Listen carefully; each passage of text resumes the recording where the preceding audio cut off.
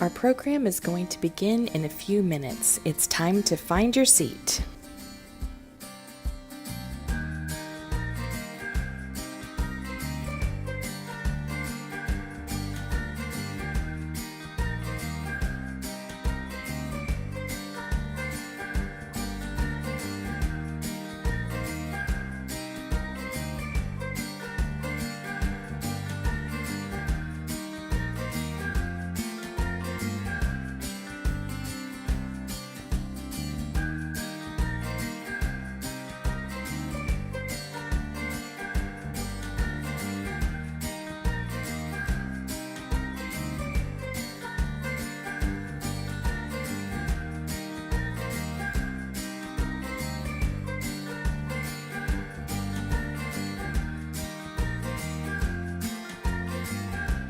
As a courtesy to our speakers and fellow attendees, please take a moment and silence your devices.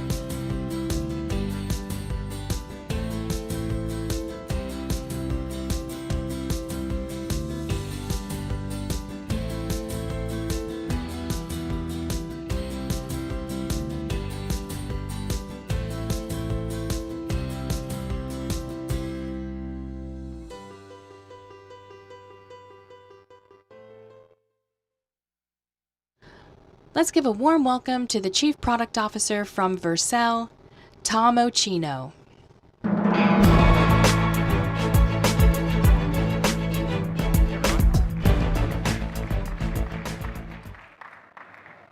Hey everyone, thanks for joining today. I'm really excited to be here. My name is Tom Ochino, and I lead engineering, product, and design at Vercel. At Vercel, we're focused on empowering companies to build and ship agents securely and at scale. I'm not from go-to-market. I'm an engineering leader and a product guy. But what I'm seeing is that the agent era is quickly collapsing the distance between go-to-market and product. And I believe that the go-to-market teams that win will be the ones who are able to innovate and iterate really quickly, much like a successful product organization. And that's going to require having the right infrastructure and the right tools, which is what I want to talk about today. But before we get into that, I want to provide you with a background on both myself and Vercel. You're seeing this logo, some of you maybe for the first time, and I just want to talk a little bit about that. Before my current role, I spent over 12 years at Facebook, where I co-created React and React Native and helped create many of the open source tools and shared technologies that underpin the JavaScript ecosystem. And I partner closely with our CTO, Malte Ubel, who spent 12 years at Google, where he was a principal engineer for search and created some technologies hopefully many of you know, like Core Web Vitals. One thing that always struck me about these big tech companies was the size of the investment that they made into the foundation underneath the products that they developed. The tools that engineers used, and the teams that made sure that products actually reached customers and scaled and stayed up and secure. These companies invested in that foundation at roughly the same level as product development itself. And this is surprising because product is what drives engagement and pipeline and revenue. But the foundation underneath is often seen as overhead. It's often seen as a tax. But what's most interesting about the investment that these companies make in that foundational infrastructure is that none of it had to be purpose-built for either Facebook or Google or Microsoft. And in fact, you could run virtually any globally distributed product on top of what companies like Facebook and Google created.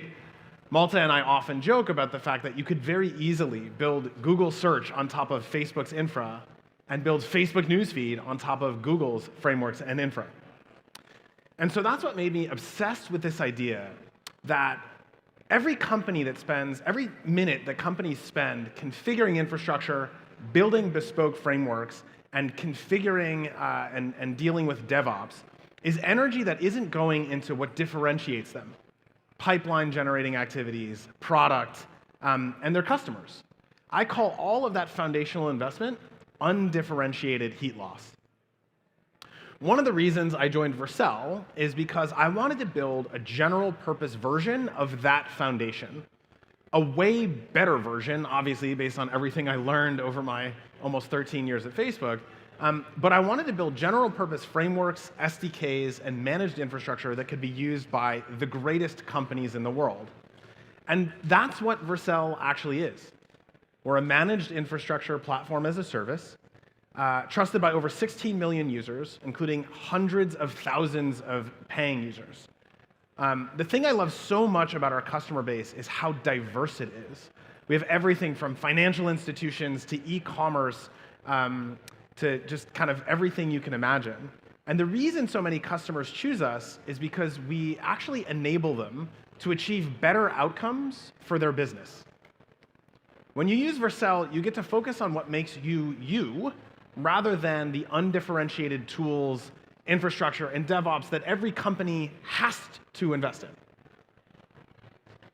So the first era of Vercel is what we call the front-end cloud. And the key unlock for the front-end cloud was framework-defined infrastructure. It was sort of the front-end cloud's claim to fame. I won't go too far into the details. If you search framework-defined infrastructure, there's a great blog post from our CTO from a while back. But it worked really, really well for static websites, dynamic web apps, and even APIs. But we've been expanding our suite of tools and the capabilities of our platform pretty meaningfully to support modern AI applications and workloads. We call the second generation of our platform Agentic infrastructure. And it has three key pillars. First, we're extending framework-defined infrastructure to become self-improving infrastructure. It's not that the infrastructure is automatically configured for you from your application. It also goes beyond that to actually recommend improvements both to your code base and your infrastructure configuration itself based on the unpredictable nature of the production environment. In this way, Vercel itself is becoming an autonomous DevOps agent. The second pillar here is that we're ensuring Vercel is the best place for coding agents to deploy software to. Vercel already works great for websites and web apps, whether they're deployed by a human or an agent, and we're making the platform work even better with the tools that agents love. But this last point is the one I want to spend the most time on today. We're ensuring that Vercel is the best place to build and run AI apps and agents in production. In the AI era, the way we build and run software is changing pretty fundamentally, and hopefully you all have seen this by now. Claude Code, Codex, and other coding agents have really fundamentally changed how we do software development. But the shape of the software that we're developing is also changing, and we're going to need some new tools. While we're still building plenty of static and dynamic websites and web applications, we're in the middle of a massive shift that we call the shift from pages to agents. And that also includes AI-powered and agentic experiences. Agents are different from traditional software in at least two big ways. First, the way we interact with agents is different than the way we interact with traditional software. For the past several decades, the primary way we've interacted with software has been through purpose-built user interfaces. While the form factor of those interfaces has varied a bit, from websites and web apps to native desktop and native mobile apps, the model has largely remained the same. Everything you access and update generally happens through some dedicated UI. But much of the software that's being built today is starting to look a bit different. It's actually not always UI first anymore. The way I think about it is that until now, UIs have been sort of the tree trunk from which, of most of our software systems, from which any action you can take is a branch off of it. Most actions would start from the user navigating to some page, taking some action, and then that triggers some effect in the system. But with agents, UI is increasingly becoming more of the leaf nodes of our software. These lightweight surfaces that help operators make decisions and understand outcomes. And the new sort of tree trunk of our software systems is this headless, autonomous software. That's an agent. But the second way that agents are different from traditional software is more important to acknowledge. Agents can increasingly act autonomously on our behalf. They'll wake up when something happens, like an incoming sales lead, a fraud signal, or a monitoring alert, and they'll take action, following the rules and goals that we provided them with. And then they can escalate to us only when necessary. Sometimes agents will have a conversational interface, but in many cases, they'll have no interface at all. We think every company on Earth is going to need at least 2 agents. One for your employees, internal knowledge and actions and workflows, accessible via the collaboration tools you already use, like Teams, Slack, or any other internal tool, replacing the need to navigate through complicated legacy systems. And the other agent for customers, whether you're handling support, helping with transactions, education, self-service, across any device or channel. And while it's tempting to try to purchase agents off the shelf, we call these agents as a service, in our experience, agents as a service don't really work. Just like it's really hard to have a one-size-fits-all website, it's even harder to have a one-size-fits-all agent. So over the past 2 years, we've come to this conclusion for ourselves that every single team is going to need to build their own agents, and that AI has fundamentally changed the equation on build versus buy. Vercel uses Vercel to build Vercel, and so we've actually built hundreds of agents over the past year, literally hundreds. And one of the, I want to walk through some of the agents that we've built just to illustrate kind of the types of things that this software is solving for us. One of the agents we built is a content agent that turns Slack threads into drafts of blog posts. So you can have this 100-message-long thread in Slack, and you can send an agent in, and it will summarize it, do a little bit of research, and then draft, using our voice and our narrative, a blog post draft for us. Then a human can go in and edit and review. And most of our marketing content now, I think 96% of our marketing content is generated this way. Of course, there's still a human involved, but the amount of work that goes into that first draft dramatically reduced. And we can turn these things around a lot faster, so they're much more relevant. Our lead qualifying agent replaced a large SDR team doing manual, repetitive work. And all of the folks that were working on this type of work have now been redeployed into the rest of the business into much more impactful roles. And another of the agents we built, you've probably heard lots and lots of examples of this one, but it's a customer support agent. And it now handles over 90%, as of this morning, 93% of customer inquiries without human intervention. What's so great about our customer support agent is that anything that gets by it is actually a real opportunity, either for improving the product or for fixing improper configuration. And the team gets to work on real issues, real opportunities, rather than just mechanical, sort of anything that can be handled by an agent. But the agent I want to deep dive on today is an agent that we call Deal One. Deal One is one of our go-to-market agents. It ingests every sales call generates notes with action items, and posts coaching suggestions directly into an internal Slack channel. It also proposes CRM field updates, tracks competitive mentions and objections over time, and runs postmortems on every single closed lost deal. And all of this happens where our team already works, in Slack. So I want to dive into what's under the hood of this thing, because this is a pretty sophisticated agent. We built a multi-layer sales intelligence stack. This diagram is probably a little overwhelming, but I'm going to walk you through it one layer at a time. First up is the ingestion layer. The moment a Gong call ends, Gong actually posts a webhook to a Vercel function. That kicks off a Vercel workflow, which is a durable 10-step pipeline that reliably finishes start to finish every time because of Vercel workflows. That workflow pulls the transcript and runs it through Claude via our AI gateway to produce a structured data summary. That summary, including topics, objections, deal stage, sentiment, stakeholders, and more, gets embedded into a hybrid vector and keyword index. Then this is a central knowledge base that also includes other call summaries, atomic objections and blockers, cross-deal patterns that we see, and more.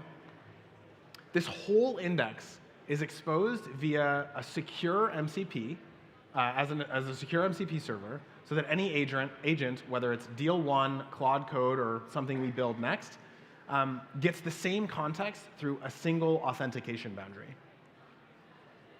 And then we have our actual agent layer. This is where reps feel it.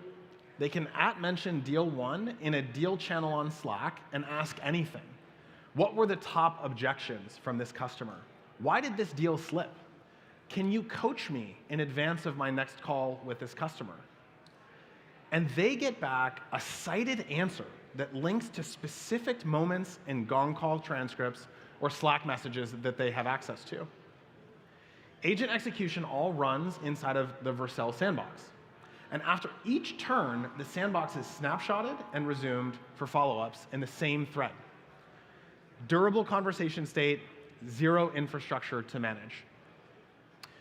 And the best part is that reps get to interact with this agent exactly where they already are.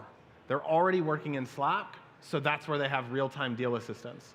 They're already in Notion, so that's where the structured outputs will be shared with them, and then they can share as needed. And then we have a Next.js app guarded by Okta SSO for the dashboard. The intelligence comes to them, and this is one platform end-to-end, all built on top of Vercel's primitives.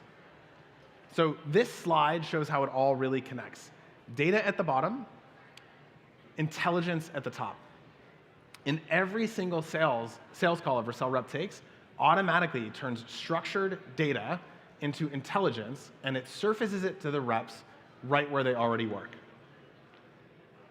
All right, so over the past 2 years, we've been building agents like Deal One and also V0, for those of you who are familiar. Have any of you used V0? Okay, a few of you.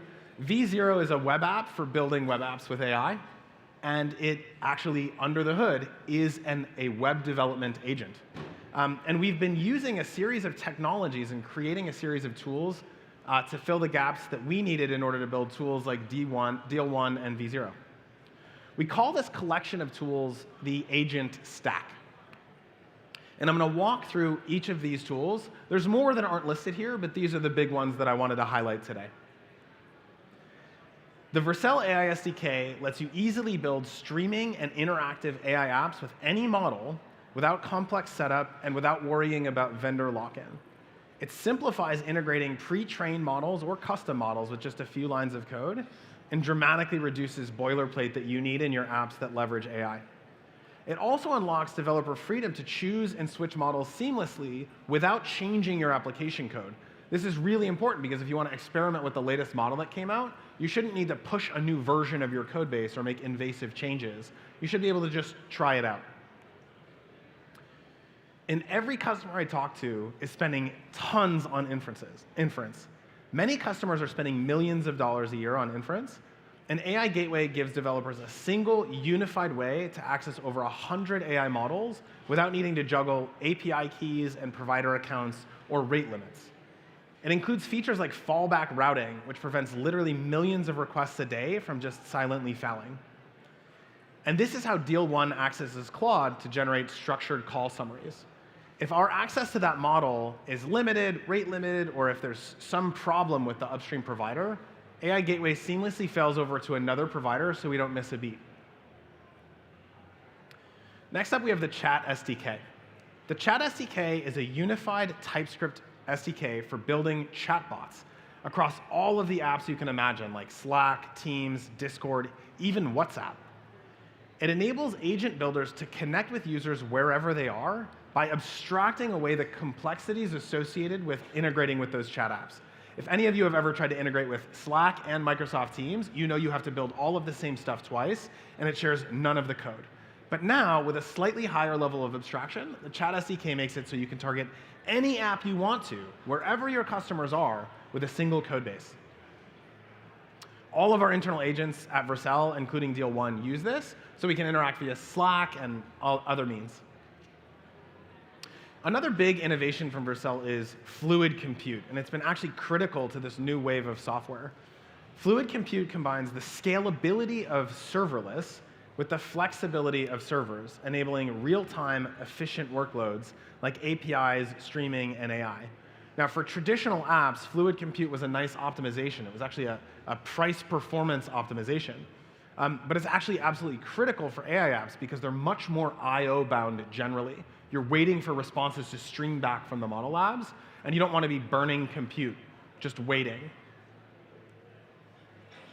Vercel Sandbox provides a secure, ephemeral compute environment ideal for executing untrusted or experimental code without exposing any of your production systems to risk. Each sandbox runs completely in isolation with strong security guarantees, enabling your teams to test, validate, and audit models or code artifacts safely. Sandbox runs on fluid compute, and agents like Deal 1 leverage Sandbox for safe code execution.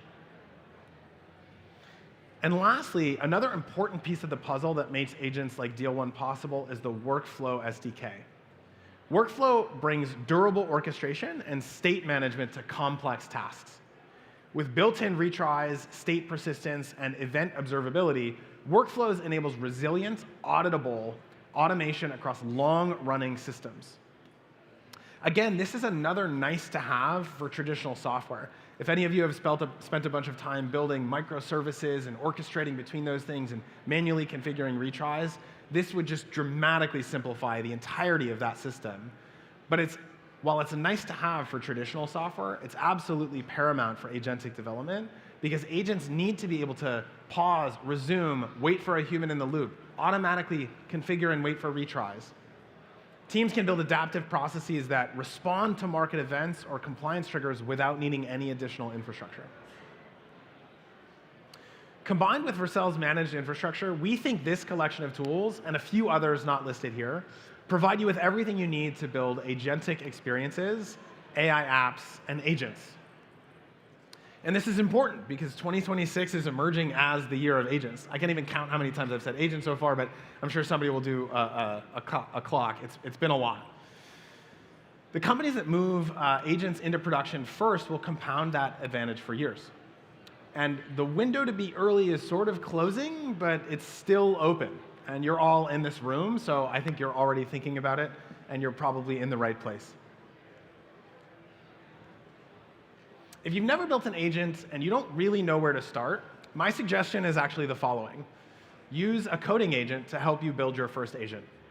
Here's where I would start. Identify some low-value, highly repetitive work that someone on your team is doing or that you're doing yourself. Support triage, data pulls, lead qualification, anything you're doing dozens of times a week. That's where agents can deliver the fastest ROI and where you'll learn the most about how they'll work in your environment. Second, document how that work should be done. This is kind of counterintuitive. You're like, I can already do it. Why would I document it? An agent is only as good as the process that we give it. So if you can't write down what a human should do or what a human should be doing for that process, an agent won't be able to do it either. So just document in gory detail exactly how to accomplish that task. And once you have it documented, you have something that a coding agent can actually consume. And then you can work with Claude Code, V0, or whatever tools you prefer to give it that documented plan and iterate on it with it, all the way into production. Start really small, something repetitive, something you do every day, but learn as you go. At Vercel, we're building the agentic future by solving problems for ourselves first, and then sharing our work with everyone. I hope you'll leave inspired today at SaaStr Deploy to figure out what's possible for your organization and to how you can leverage these tools and this infrastructure. If you want to learn more, catch us at one of our upcoming Vercel Ship events, kicking off in London in June. But really excited to be here with you all. Appreciate you spending some time with me as the first talk. Have a great time. Thank you so much.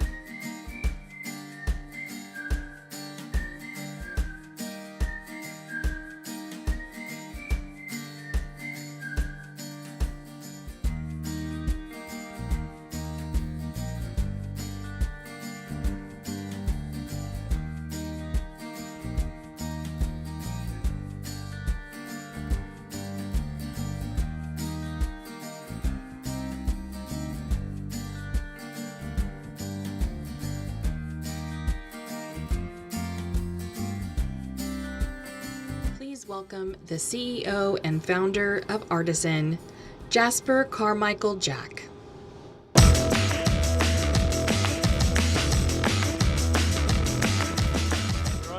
Thank you for coming along to this demo.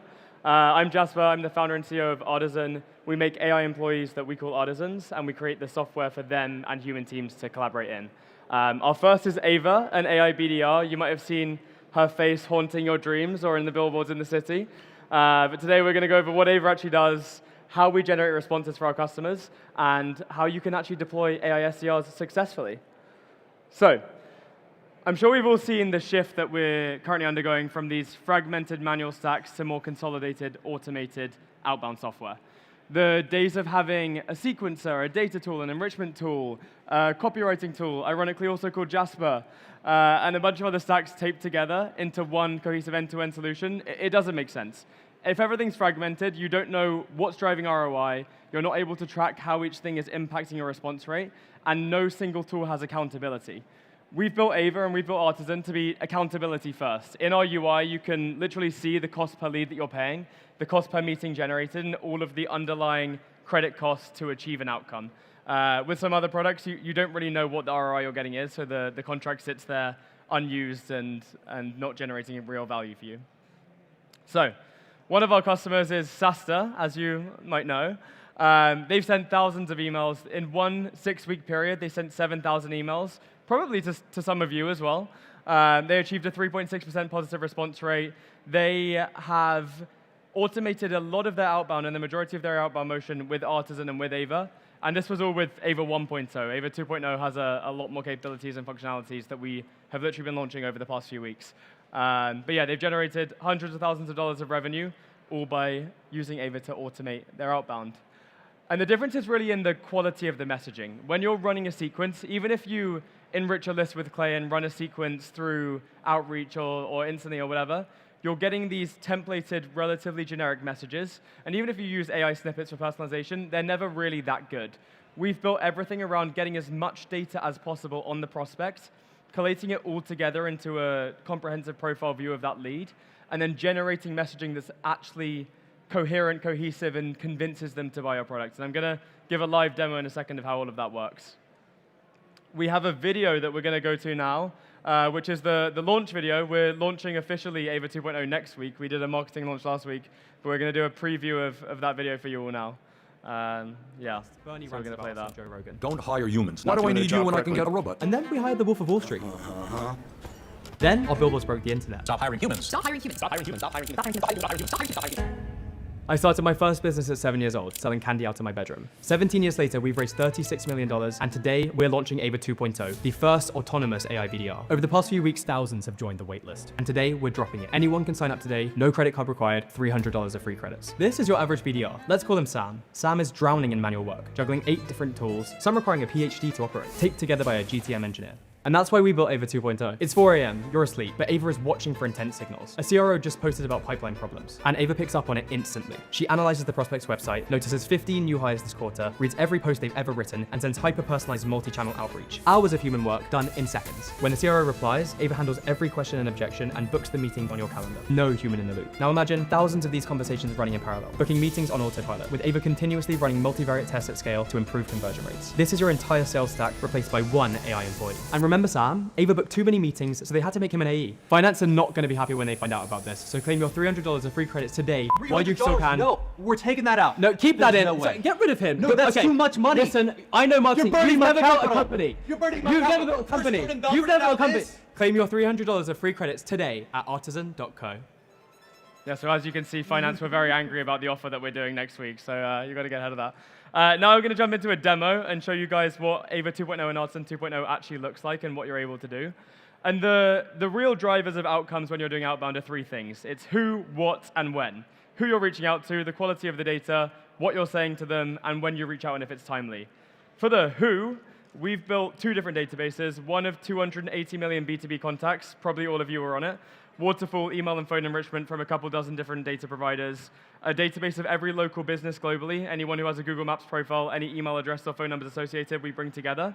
Those two databases perform pretty well, but if you're using your own data from your CRM or from data warehouse with a webhook, that tends to perform much better, because we can use CRM fields, any previous activity, any relationship you have with them to personalize the messaging. So here's an example of what our database looks like. We have data on basically everyone. We work with all of the best data vendors in the industry to bring together as much data as possible. And then it comes down to what you're saying. So we have dozens of different data enrichment sources built into Artisan. We've kind of built a mini version of Clay for dummies, Clay for me, within Artisan, so you can pull any data in and enrich it. When you're doing it through a campaign, this is fully automated, so you don't need to use these individual fields. You just use this personalization view. So when you're setting up a campaign targeting a group of people, you have these personalization settings where you can choose what data sources Ava should check to personalize messaging. So you can see, I can use if we have mutual previous employers, mutual investors, their work history, any career signals, company level signals. All of this data is collected by Ava, brought into an aggregate view, and then Ava chooses the best personalization to use for each message. And you can even create your own research agents. So you can tell Ava to look for anything. She'll deploy a swarm of web research agents to find any data on the prospect and pull it in. In 2.0, we've gone beyond just doing the outbound messaging, and we now handle responses fully autonomously as well.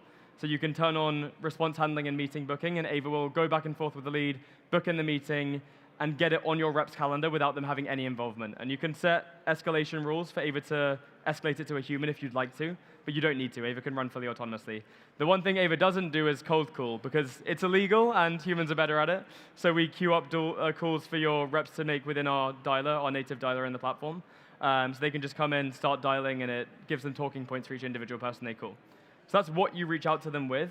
And when you reach out to them is sometimes just as important. So we built person and company level website visitor de-anonymization, so you can find people on your website when they're actively showing buying intent. So this is for our website live. You can see we're tracking all the people and companies who come to our site. Maybe some of you are even on here. And we have loads of intent signals that we're building as well. So things like funding data, hiring data. We're launching social engagement signals, custom AI signals all over the next month, so stay tuned. There's a lot more coming here. And we've launched all of this self-serve. So as of later on this week, you'll be able to sign up, get $300 of free credits, get value before we ask you for your credit card. I know there's some skepticism in the AI outbound space, so we really wanted to put value first before we ask anyone for money. But the results don't necessarily rely on when you reach out. This is one campaign that I ran, reaching out to YC founders in San Francisco. And you can see I coached the messaging to make it sound really human. So having lowercase, using 2 exclamation marks. Obviously, this isn't the standard messaging because most people don't want it. But by coaching Ava, you can get her to replicate any writing style that you would have your reps use. So this was just a mass cold outbound campaign, but it looks very human. And it's pulling personalizations from their social media posts, from our mutual connections, from a bunch of things like that. And then we can see that this campaign wasn't targeted on the when, but because the who and the what were good, we achieved a 4% response rate, pulled in a bunch of leads, got a lot of leads coming through to the platform from that. So we've consolidated the entire outbound stack into this one end-to-end flow with everything centered around campaigns, email outreach, social outreach, dialer, analytics, monitoring the cost per lead for each of your campaigns on your analytics so you can really know what you should and shouldn't be investing in.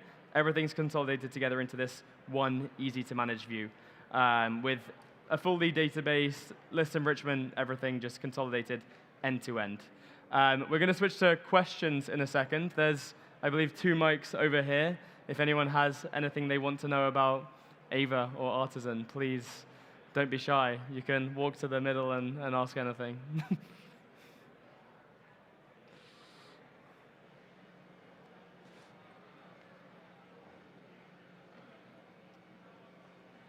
Hi. Hey, quick question. So if I used your product, I don't need Zoom info?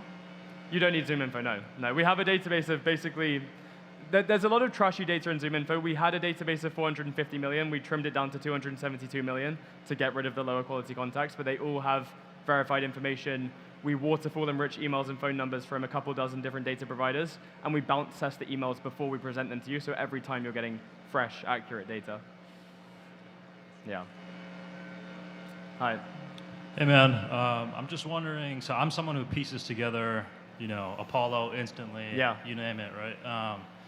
I'm trying to figure out, I see a lot of companies here consolidating, right? But what is the vision beyond, or what's the end game beyond just, you know, consolidation for you guys? Yeah, so the biggest thing for us is automating as much as we can so you don't have to manage a stack. So for example, with campaigns, Ava comes up with campaign ideas for you and Ava suggests audiences for you. With the messaging, you don't have to come up with the messaging, you just put in your website and Ava generates the messaging for you. With the campaign settings, you don't have to respond to leads, Ava responds to them fully autonomously, Ava books in the meeting. So wherever we can, we'll take you out of the loop so you can just let it run on autopilot and not have to manage the product. So the main thing for us, even over consolidation, is automating as many of the workflows as we can. And we're going to release a full self-driving mode for Ava where you can basically just turn Ava on and then it'll run fully autonomously in the next couple of months as well. Sweet. Thank you. Thank you. Hi there. You mentioned earlier that you think humans are better at cold calling at the moment. Yeah. In the hypothetical scenario that it wasn't illegal to do it, Yeah. how long do you think until you might compete in that space or people might try and do that from an automated perspective? So it's not illegal for inbound, it's just illegal for outbound. A lot of our competitors do the inbound calling. We haven't dealt with it yet because we just really want to focus on outbound. You can tell when you're speaking to an AI. Like if you just ask a question and it takes the latency's a little bit longer, it gets the answer slightly wrong, it doesn't quite get the nuance and context of the conversation. I think it will probably be a good couple of years before it's really as good as a human. We don't want to build anything in a space until we're confident that we can do it super well and flawlessly. And with outbound, you can never do that just because it's illegal. So yeah, we focus on building a dialer. In the dialer, we generate talking points for each person, and we guide the rep on what to say. We draft the follow-up email. We handle everything except for actually speaking on the phone. And with respect to inbound, how do you think? I don't know. So we've purposely avoided inbound for now just because I don't think it's good enough yet. The live chat on the website, you can get very strong, but when you get to the video interaction, we have a partnership with Tavis, the AI replica company, to build humanoids. And we have one part of our onboarding journey. Next week when we launch Ava 2.0 fully publicly, you can talk to Ava, and it's a humanoid video that talks back to you, which doesn't really take any actions yet, and it's very early. I think we're years away from getting something really, really strong in the humanoid back and forth interaction, but it's early and promising. Thanks. Thank you. Yeah, Yell. I plead the fifth. They don't like us, yeah. You have to find out for yourself. Yeah? Hey, we are in the voice agent space as well for healthcare AI. Yeah. Non-clinical use cases mainly, mostly for the reasons that you talked about. We do both outbound and inbound on behalf of providers. Yeah. And payers also, more recently. Do you have your own models for voice AI, or you are using state-of-the-art models? We focus on text outbound. So we analyze calls and we draft follow-up emails and we do the outbound over email fully autonomously, but we don't actually do any calling yet. Okay. Yeah. We work with Anthropic for all the email stuff. Yeah. Okay. Yeah. Sounds good. You said you are able to detect humans. We are not close to humans. So that's why I was wondering. That's where this question comes from.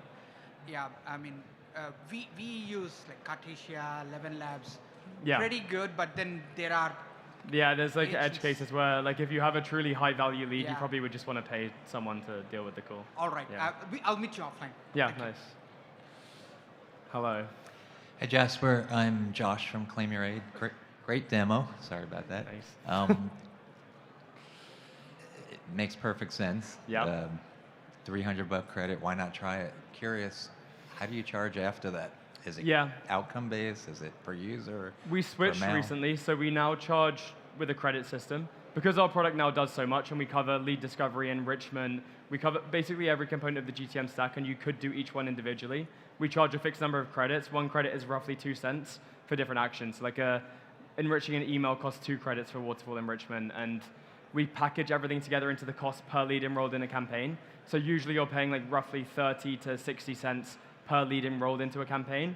And then on the analytics page, we track the cost per lead, which is the cost per positive outcome. So you can see the amount you're paying in credits to get each positive response or meeting booked. So we try and, to the user, present everything in terms of the ROI you're getting from a specific campaign. Can you focus it down that you don't want it to do certain things just book meetings and don't enrich, don't do the other stuff? Or You kind of have to do the other stuff to get the meetings. So like as part of a campaign, Ava will find the leads for you. We don't charge for that. We do that for free. But enriching the email addresses, you need to get the meeting. Enriching their data for personalization, like finding social media posts, finding signals, all those different things will be done by default as part of a campaign. But you can get the cost you can get it down to like 20 cents per lead you're contacting if you do like a more bare bones, like 3 email campaign. cool. Yeah. Thank you. Yeah. Sir. Hey, my name is Ken. I think Jason Lumpkin talked about how it takes, what, 1, 2, 3 months sort of dial this in with training. What is best practice these days? How many people are dedicated to this? What's the profile of that person? That sort of thing. Yeah. So we've had some cases where people come in on day 1, they're doing super well. Other cases where they come in, like Cook Unity is one of our customers. In their first 2 months, they got horrible results, like terrible results. But they stuck it out and they kept on iterating, and they now achieve like a under $50 cost per meeting booked. So sometimes you'll see really strong immediate results. We're trying to kind of liken it to outbound market fit. So like you don't necessarily, even if you have product market fit and you have good customers, people still might not reply to your emails because they don't like your products. In which case you probably have to do warm and CRM driven outbound rather than net new cold. But if you just iterate on the messaging, iterate on different targeting, iterate on the who, what, and when, you get to a recipe 90% of the time that works well. Some companies just, unfortunately, people don't want their products, but that's not very often. Yeah, hi, Jasper. It's Michael Bertoni from SaaS Talent. I had a question about LinkedIn specifically in the businesses. Yeah. Is Ava sending messages through LinkedIn? And does she send sequences like through email and through LinkedIn? So my specific question was around LinkedIn. Yeah. And then does she have the ability to send sequences like on email? And can you just dive into maybe the LinkedIn and then the sequences? Yeah. So the emails are fully autonomous. We handle the entire outbound from your primary domain, or we also have secondary domain infrastructure built into the platform, so you can scale to very high volume. LinkedIn, we draft the messages, we do the research for you, we pull everything into the platform. But yeah, we don't fully automate the LinkedIn component yet. We're speaking to them right now. We have to send that. So she populated and then we have to send it? Yeah, we have a system for it built in, that makes it super easy. Thank you. Yeah. Hi, Jasper. Jay Henderson from LeaseWeb. So I have a couple of questions. One is in and around how do you derive the messaging for different CTOs and the different type of people. For me, I'm outbound, so I want to better understand how I can use Ava to do that. And then on the other side is when we're thinking about LinkedIn, when we're outreaching on LinkedIn just person to person, recognizing when we're looking at their stuff. Is it going through Sales Navigator in comparison? So that way we don't get so recognized when we're creeping on people's LinkedIn profiles. Yeah, so we don't pull data directly from LinkedIn. We have our own, we work with a bunch of data aggregators to pull things in. So it's not like your profile that's going on a bunch of others and creepily viewing them and looking at data from them. With personalization, we pull data from more sources than any other platform. So we have dozens of different data providers that are all pulled together. Any intent signals, any social posts, anything we can pull in that's publicly available, we will. We even have research agents that will go on the web and find data for you. And the personalizations that's used is also used based on the context of who you're reaching out to and what the message is about and if it's relevant. So for us, if they're hiring for a bunch of BDRs, Ava will usually choose that as the personalization. But for you, that obviously wouldn't make sense. So it's not chosen in isolation, it's chosen with all the context of everything that's happening around the personalization. So we can personalize it based on who our ICP is. Exactly, and you can also put in specific personalization research agents. So if you are reaching out to CFOs at public companies, you could say, what do they say in their recent 10K reports or anything like that? And then Ava can go and find that information on the fly for each. And it can be whatever you want. That was just natural language input. If you're familiar with Apollo. Apollo did something where you could do automatic outreach where it would bombard people with messaging, right? Is that something that Ava would be doing, or is that kind of banned? Do what, sorry? So it would be like an automatic email that would go out rapidly to different contacts within your LinkedIn, as an example. So you'll be prospecting, right? You're going through that, and you could send, based on the people that you choose, an outreach message that would be pre-populated, as an example. Exactly, and then we prioritize based on who's the most likely to respond, and we have a back-end algorithm for that, and we do everything we can to maximize positive responses. Okay. Yeah. Thank you. Thank you. Hey Jasper, this is more of like an artisan question, but I feel like I see Ava, Artisan everywhere. What's kind of like the marketing strategy behind you guys, the company? I know it's a broad question, but I guess the strategy for us is get the eyes and then convert the attention into pipeline. So like step 1, get attention. Step 2, push it further down the funnel. And we've tried a bunch of different things. Like we did a bunch between our 2 big, more controversial campaigns that were less controversial. It just doesn't work as well. I'm sure we'll evolve over time into more friendly, safe marketing. But yeah, it works really well for us to just get the eyeballs, get people on our website, and then build CTAs in and product education and social proof to push down funnel. Yeah, especially because we're in a pretty crowded space. There's a lot of small players doing different components, so we just, try and be noisy. Hi, you mentioned that the lead discovery part is free. Yep. So is your model essentially usage-based? If we get good leads, we pay for enrichment and sequencing. So the actual finding of leads and building a list is free. We charge for the enrichment data and for the personalization data and for executing the sequence. But in the product, the analytics are centered around how much you pay per lead that you generate. So everything's centered around that. Yeah. Got it, because we have tried different tools in the same area, and what happens is if it fails at lead discovery, rest of it Everything doesn't matter. else, yeah. So that's the most critical component, and we end up paying for something when the leads are not so great. So that's what I was checking. So it's after the lead generation. Yeah, you don't pay for the actual building of the list and the lead discovery, Okay, thanks. Awesome, thank you. Thank you, everyone, appreciate it. Chat soon, thank you. See you guys.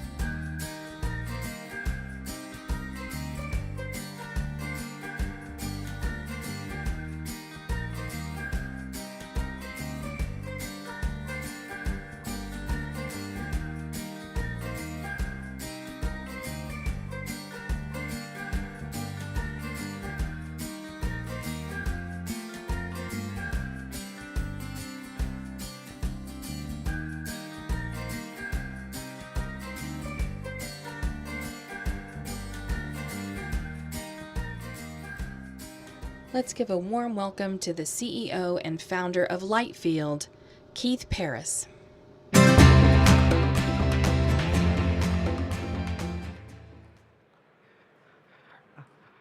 Hi, everyone. Thank you for coming. I work at Lightfield, and we're building a natural language CRM. We've got about 3,000 customers.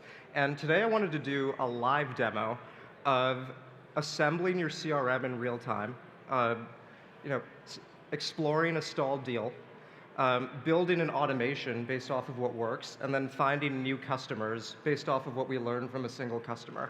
So we're going to do this all in real time with real data, using Claude, so bear with me. And after that, we will go through a bunch of questions for anyone that's curious.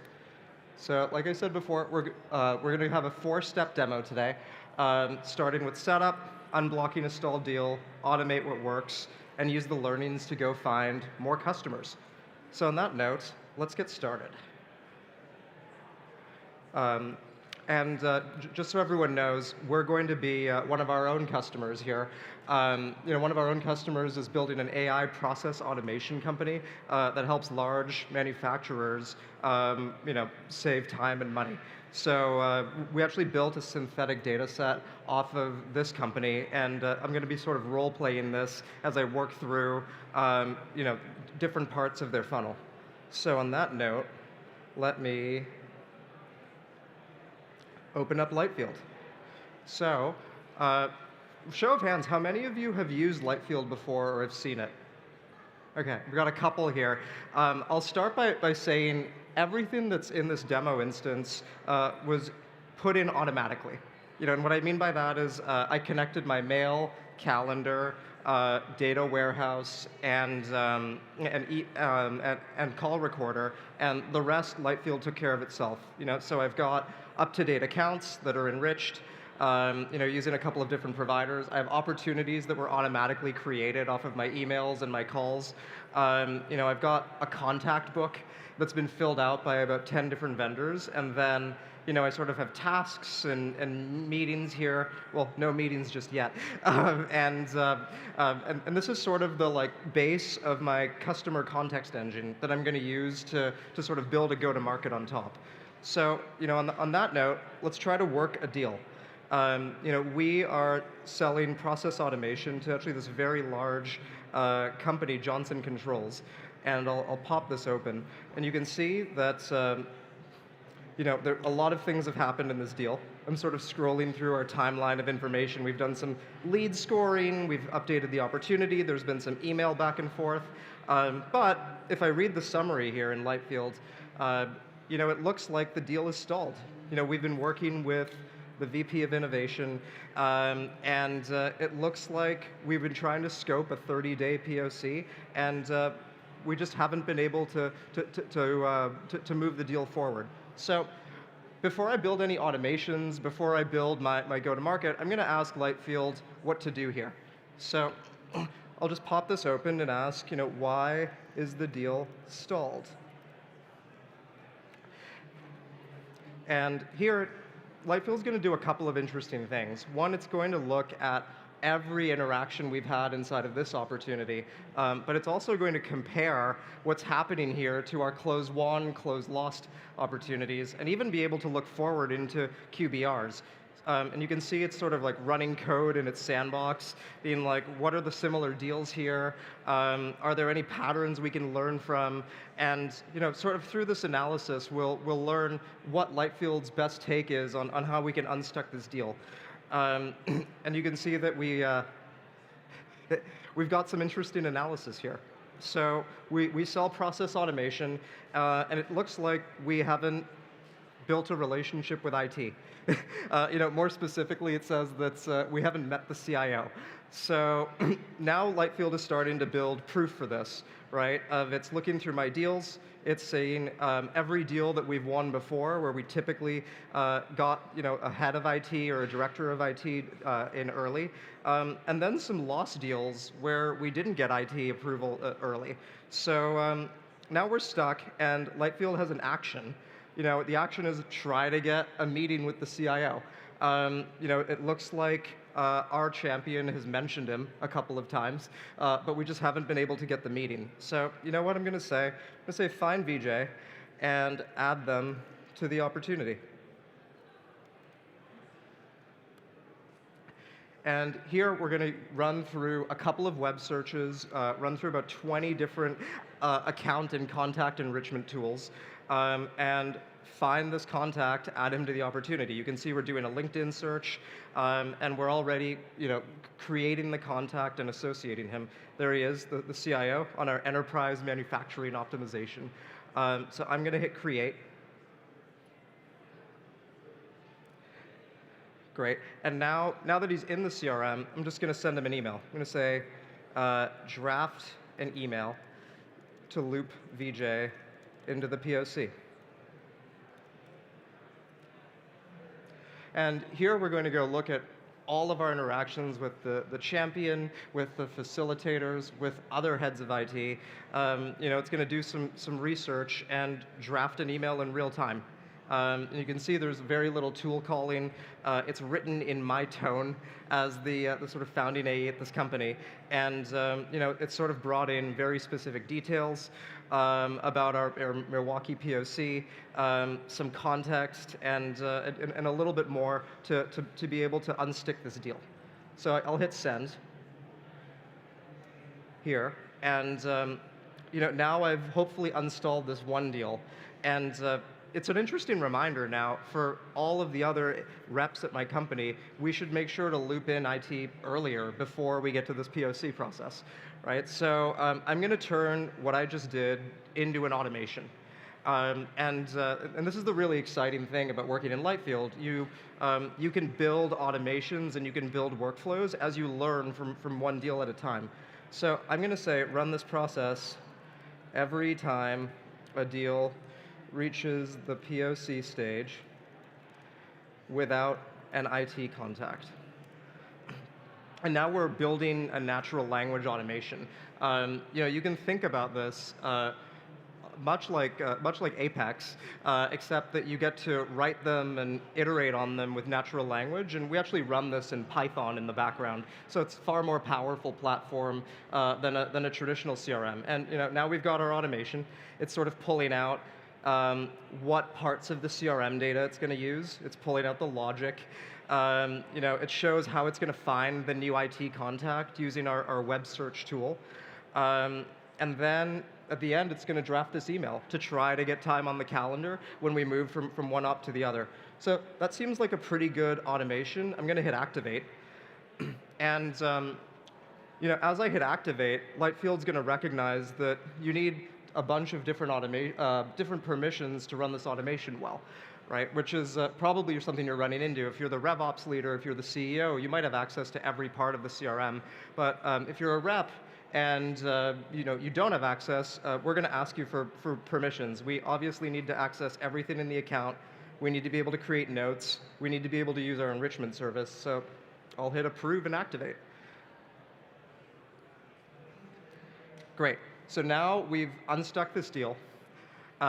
We've built a process automation to make sure that reps in the future will run this process.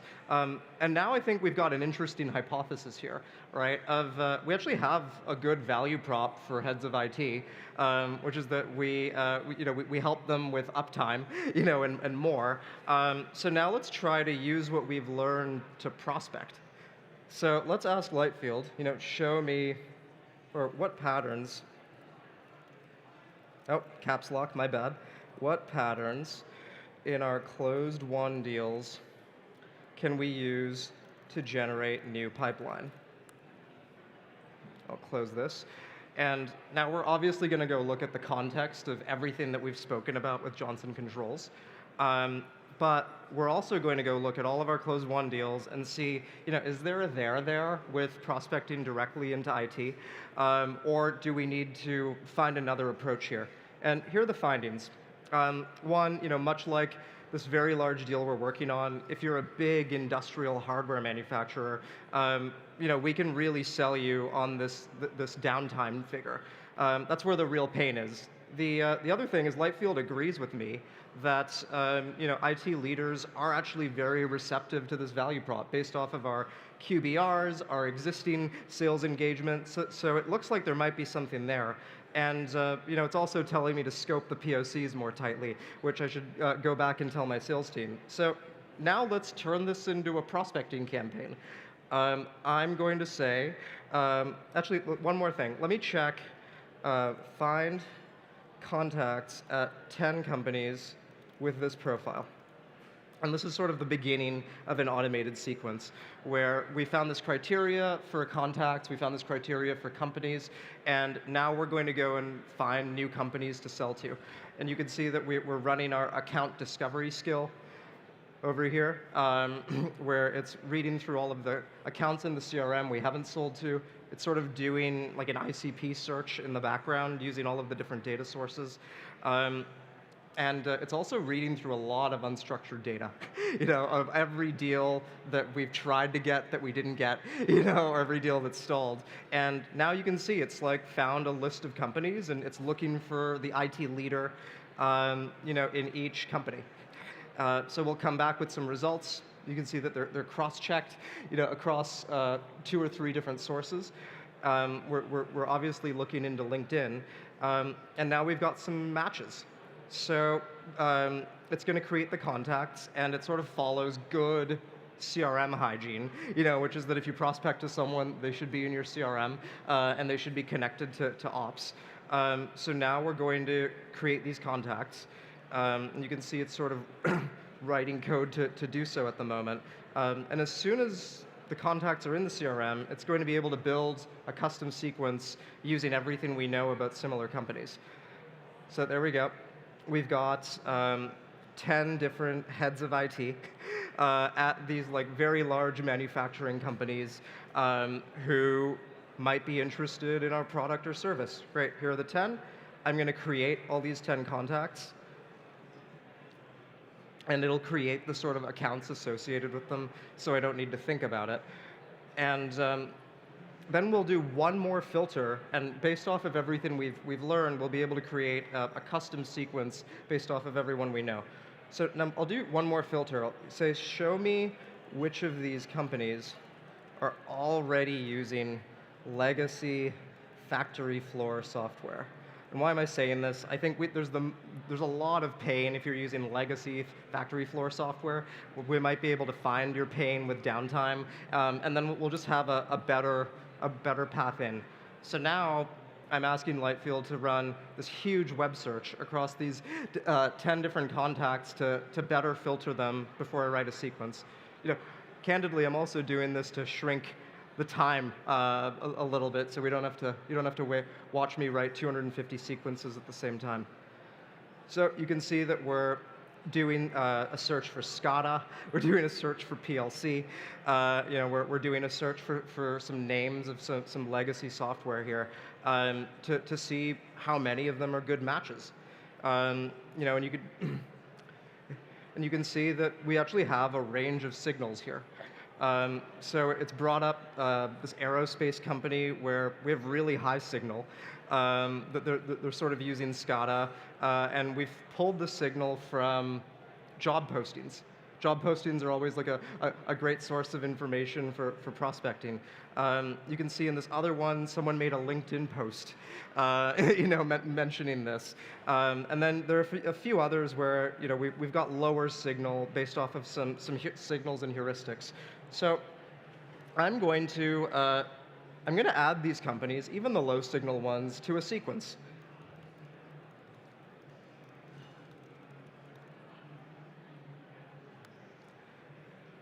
And now, when I say new sequence, Lightfield's going to write a custom sequence for everyone that fits this criteria. It'll learn from our previous sequences. It'll learn from the research we just did, and it'll also learn from my sort of writing style. And all right, let's just say just the high signal ones for now, and we'll sort of see what it comes up with.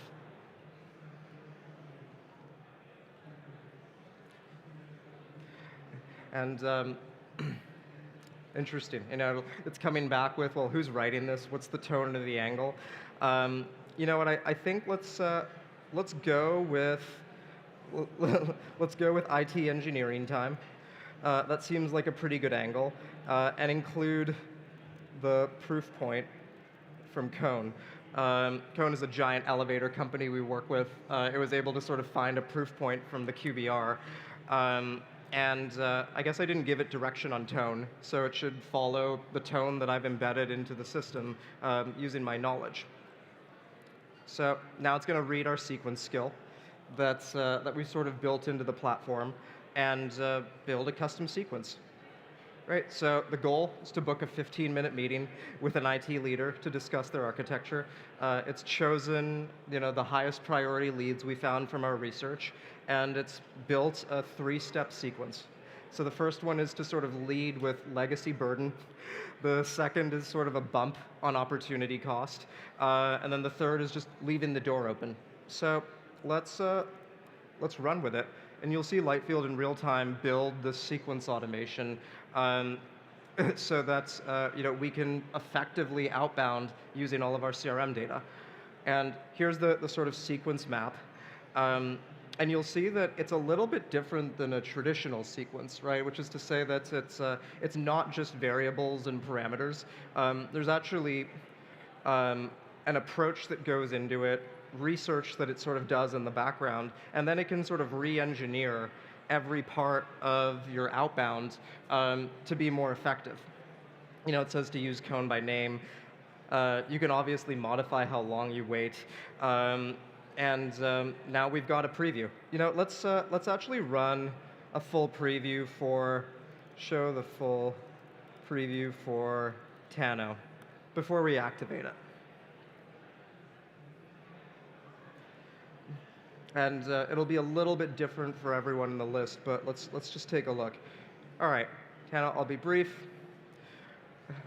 It brought up some feedback we got from the research, and it gets shorter and shorter. It all seems pretty good, and it also caveats with these are disposable illustrations. So let's activate the sequence.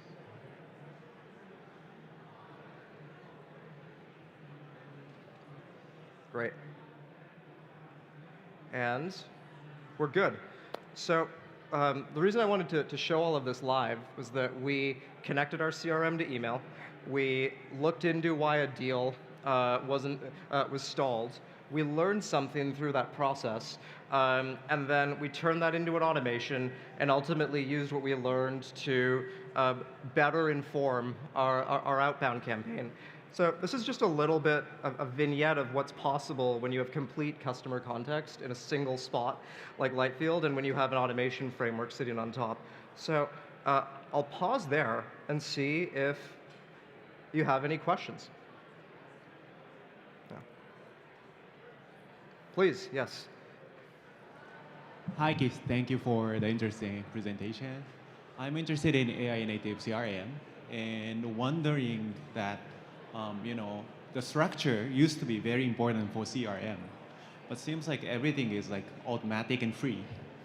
So I'm wondering with the data governance, I'm not sure if this happens, but for example, some people overwrite some important information unintentionally. And can you trace back or can you secure the previous information? Yes. So our approach to data structure is, one, we store everything at a foundational level, emails, events, and more. And then we have a CRM schema that sits on top, which we have fields for. And we actually track the edits and the version history for every field, every attribute, every object. So we can absolutely see if an agent or a human overwrote something, changed something, and sort of fall backwards and sort of rewrite. The other thing is that we have role-based access control on every piece of data in the product, so you can always lock something out and have it follow your sort of enterprise's permission structure. Thank you very much. Of course. Yes. Wow. Okay, hi. I'm Sindhu Srivastav. I am the CEO of We Crush Events. So it's an event planning company, 8 figures in revenue, Inc. 5,000. I have about 13 reps or so using our CRM. We use Zoho right now, and when I look at this, I'm like, okay, this is night and day. And my biggest question is, how do I get 13 not technically motivated people to adopt something new? Like, what has that looked like for you in your customers' adoption? Yeah, it's a good question. First, I would say we're really fast with migration. So we tend to be able to migrate someone off of a Zoho or a HubSpot in 2 hours. So we can have them playing in the new tool very quickly. And then I would say the thing that reps really love is that they don't have any work to do anymore, right? All of the CRM fields are updated, all of the forecasting works, all of the reporting works. So that's sort of the like carrot, that they don't have any CRM work to do anymore. And the last thing I would say is we do a little bit of training. It's usually 30 to 45 minutes, and anyone that's used ChatGPT can very quickly sort of figure it out. So, I'd love to chat with you later to figure out something for your team. Yeah, one more question, right? So right now, our Zoho uses our traditional email domain. And then obviously we were sending out a lot of email and that didn't go so well. So now we have like a cold outbound farm where I have 50 inboxes, 3 emails per inbox, that sort of a design. As reps are sending out, say, mass emails, like I think we have about 200,000 contacts in our CRM. So as reps are sending mass email, like how are you controlling for email quality and deliverability? Yeah. It's a good question. We do our in-house email warming, and we can distribute across different emails. So just sort of like any frontier outbound company. And then separately, we have very intelligent sync rules for what you want to bring into the CRM. Like I would say for most reps that use Lightfield, their outbound only syncs to Lightfield when someone responds. So you don't end up with 500,000 contacts in the CRM. It's only when a contact is real and you've got a meeting booked. So we've got a bunch of intelligent ways to sort of keep your accounts and ops clean while connected to all of your outbound accounts. Yes. Hey, first of all, I thought the Agentic workflow is really robust and great job on that. My question is around metrics. How I guess we didn't get a chance to see that part, but how do I know, if I'm testing 20 different combinations of ICPs and angles, how does metrics look in the dashboard? Oh yeah, I could show it to you after, but we have a whole code sandbox in Lightfield, so you can generate any custom report you want on demand. And then save it. So you can build an interactive chart for each of your campaigns and look at the same one across to sort of find performance. Awesome, thank you. Hi, I have a question about security. Yeah. In the demo, I believe the AI was generating and executing code directly in the chat panel. And since the agent is freely generating code, how are you ensuring security? Yeah. Do you limit the actions that agent is allowed to perform? Yeah, it's a good question. So the agent, external systems, and the UI are all running through the same Lightfield API. And we're able to sort of control rate limits and data access through that API. So if I was executing code as an AE, I would be bound to the information access and rate limits as an AE in the system.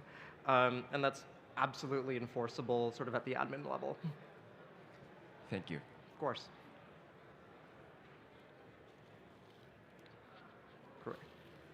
Great. If that's all, thank you all for coming. I wanted to share a couple of things. One, We don't hide our product behind a sales team, so you can go to lightfield.app and get started via self-serve. There's a 14-day free trial, and then if you need help, our sales team is happy to jump in. And then separately, we've got the big white booth over there, we like to show off how powerful our migration is. So if you are open and willing to migrate your data from a legacy CRM in a couple of hours, we've got some rewards for you and some incentives so that you can ultimately build the workflows of your dreams. Thank you so much.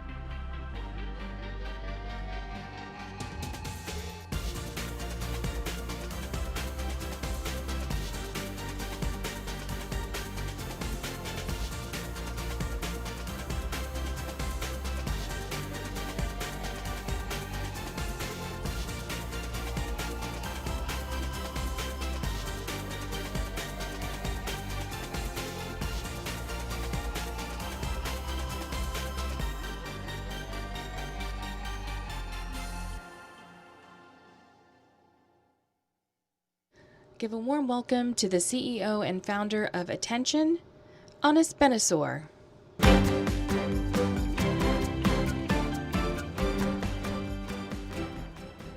Hi, everyone. I'm Anis. I'm the co-founder and CEO of a company called Attention.com, which also happens to be the coolest domain name that you've seen out there. You've probably seen planes with our name outside. What do? We're the platform that automates increasingly intelligent work for your sales team to help you drive more revenue.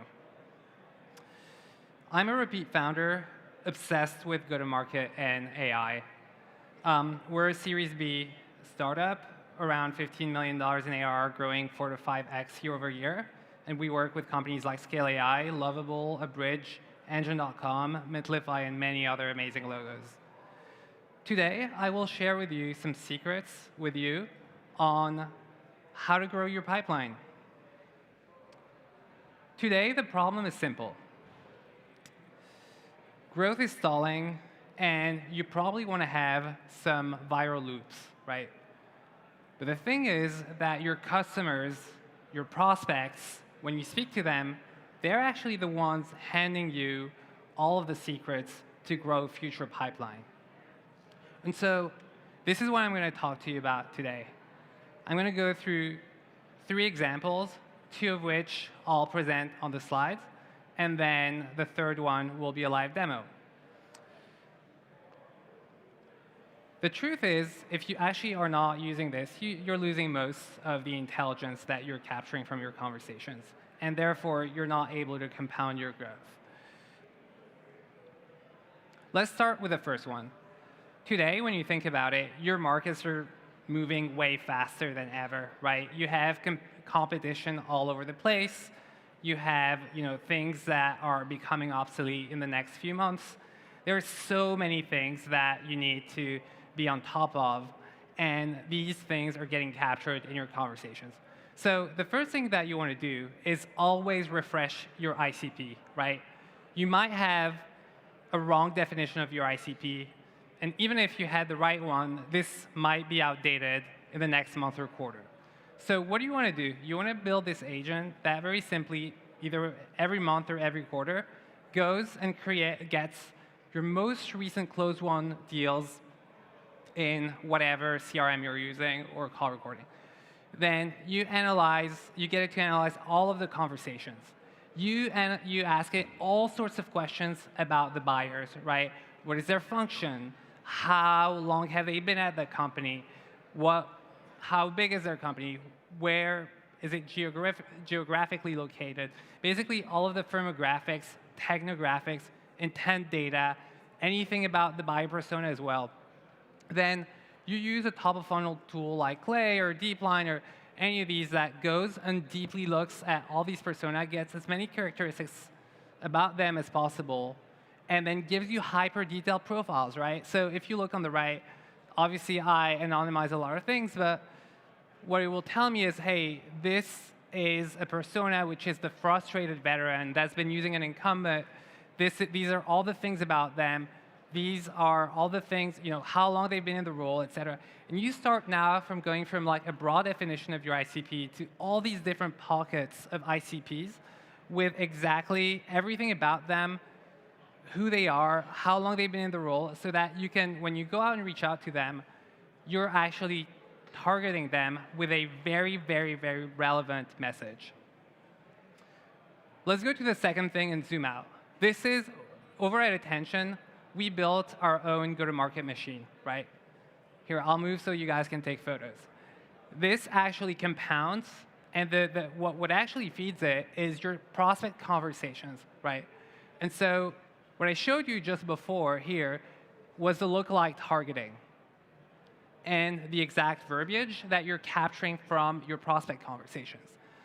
But the really fascinating things now is that you can create synthetic personas based on all of these that will actually go out and be used later to predict the reply rate in your campaigns.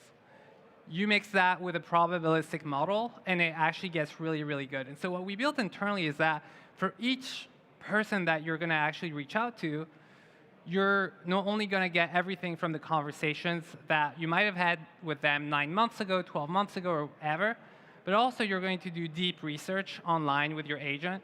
You're going to just rank all the information, get the AI agent to write your email, and then you'll predict the reply rate. If it is actually, if you had to send 100 similar emails, it will actually tell you, all right, are we over 5% response rate or below? If the model tells you it's below, then it goes back and it iterates and iterates until it gets it back to 5% or more. And then it shows you the message in Slack, and you just validate or invalidate it, and then it sends it, right? How did we get to do that? We actually find all the alpha in the prospect conversations that we've captured before. The third one now, I'll move to a quick demo. It's really simple. We actually use attention here.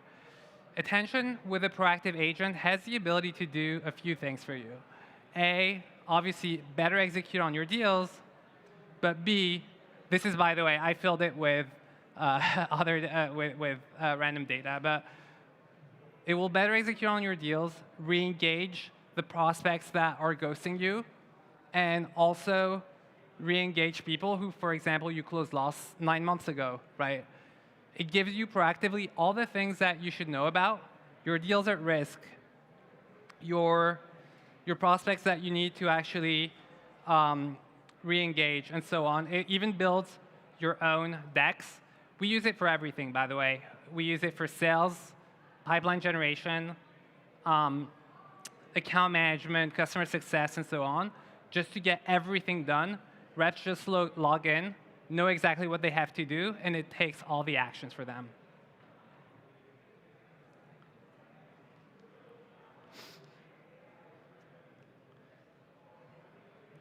Oh, can you go to the next slide? So yeah, if you look at today, all these things that actually get done for you are getting captured out of your conversations. Your conversations help you best execute on your deals and your pipeline. They help you also optimize your outbound, and also they help you consistently refine your ICP. I think we're right on time here. Thank you.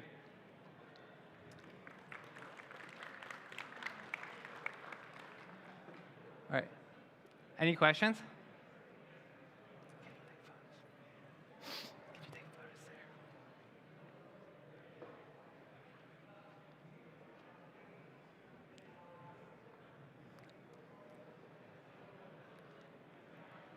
Please don't be shy.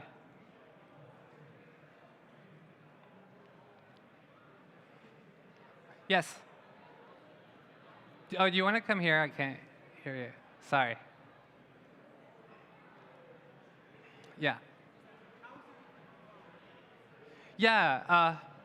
Gong is a call repository platform with some insights. Attention will actually get the actions done for you. Right, so give you proactive things that you have to do to better either win your deals or re-engage your pipeline. Yes? Yes, it is.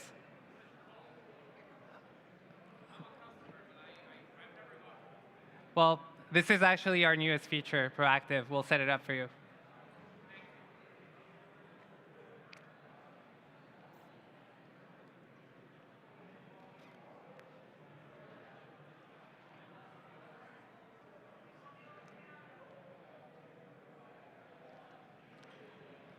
Any last questions? All right, thank you, everyone. Oh, yes. Yeah.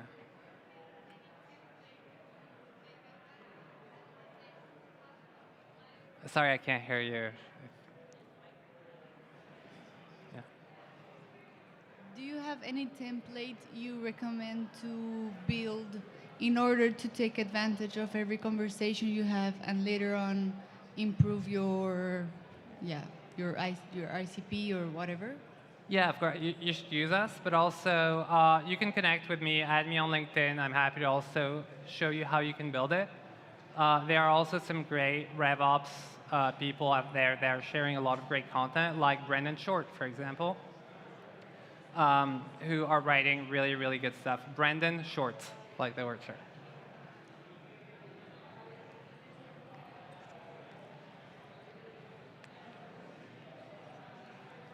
Awesome. Thank you, everyone.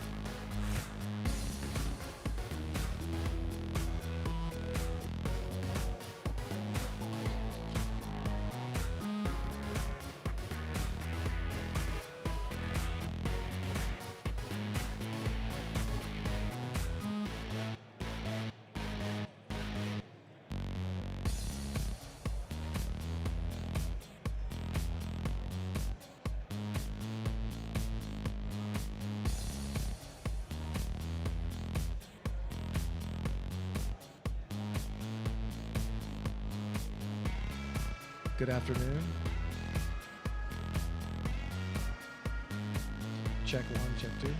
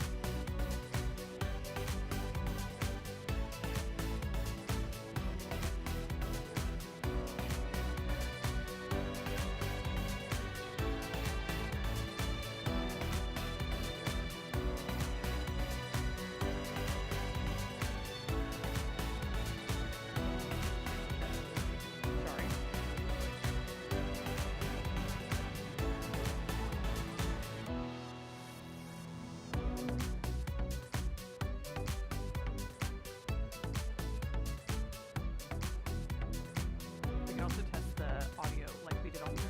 Okay. Hey, Piper, can you tell me about what you do? I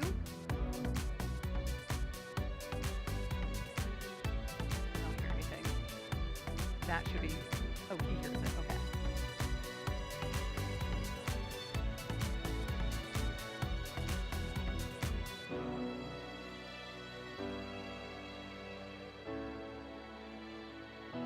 Can you tell me one more time, Piper? Sure thing. I help you explore how Asana brings people. Okay. Yes. Yep. Cool. Okay. Ah.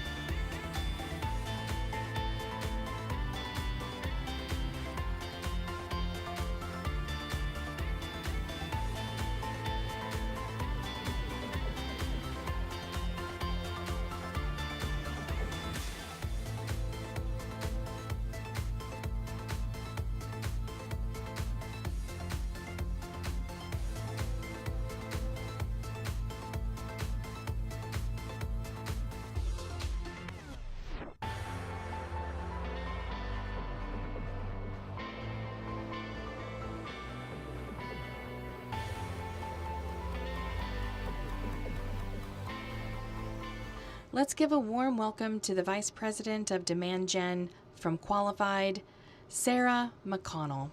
Okay,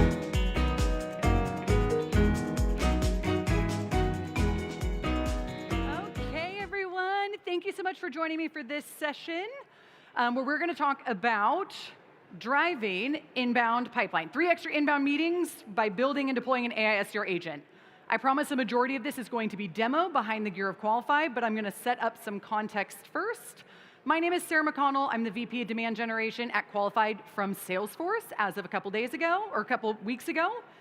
Okay, so before I jump into any sort of demo, I want to set some context about foundations that need to be in place. It's really easy to see really cool new tech and think like, yes, I need that. But there are some things you're going to want to do first before you even evaluate these tools. And then even when you do evaluate them, there are going to be things you're going to do beforehand before you launch this AI SDR. The first is, where do you need coverage, and do you even need coverage? So do you need an AI SDR to cover after hours? Like, do you have a predominantly US-based SDR team, but you're getting leads in from other geos, other languages? You want to determine where you need that coverage on your SDR team. Or alternatively, are you building an SDR team from scratch and you want your AI SDR to handle all inbound? Set that ahead of time and understand what your priorities are before you launch anything. Second, and the most important, and I cannot overstate this, is onboard and train them like a human SDR. If you just put in an hour and you set it loose on your website and then you can't understand why it's not responding in brand, it's not answering the questions the way that you'd want them to, you have to onboard them. You have to give them context. You have to give them access to the materials that your human SDR would have.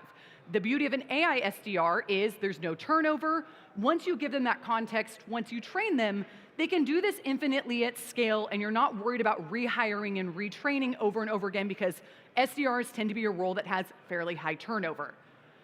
The third is set appropriate targets based on your use case. And what I mean by this is, if in step 1, you determine, I really want an AI SDR to work after hours. I don't have anyone covering my inbound leads after hours, that's where I want coverage. Look at the amount of volume that you're getting after hours and determine your expectations based on that. And what I mean is, when I first rolled this out at Qualified, we did an analysis of how many meetings do we book with our SDRs, and we're like, we're gonna hold our AI SDR accountable. They book this many meetings. If it can't meet or beat that, what is the point?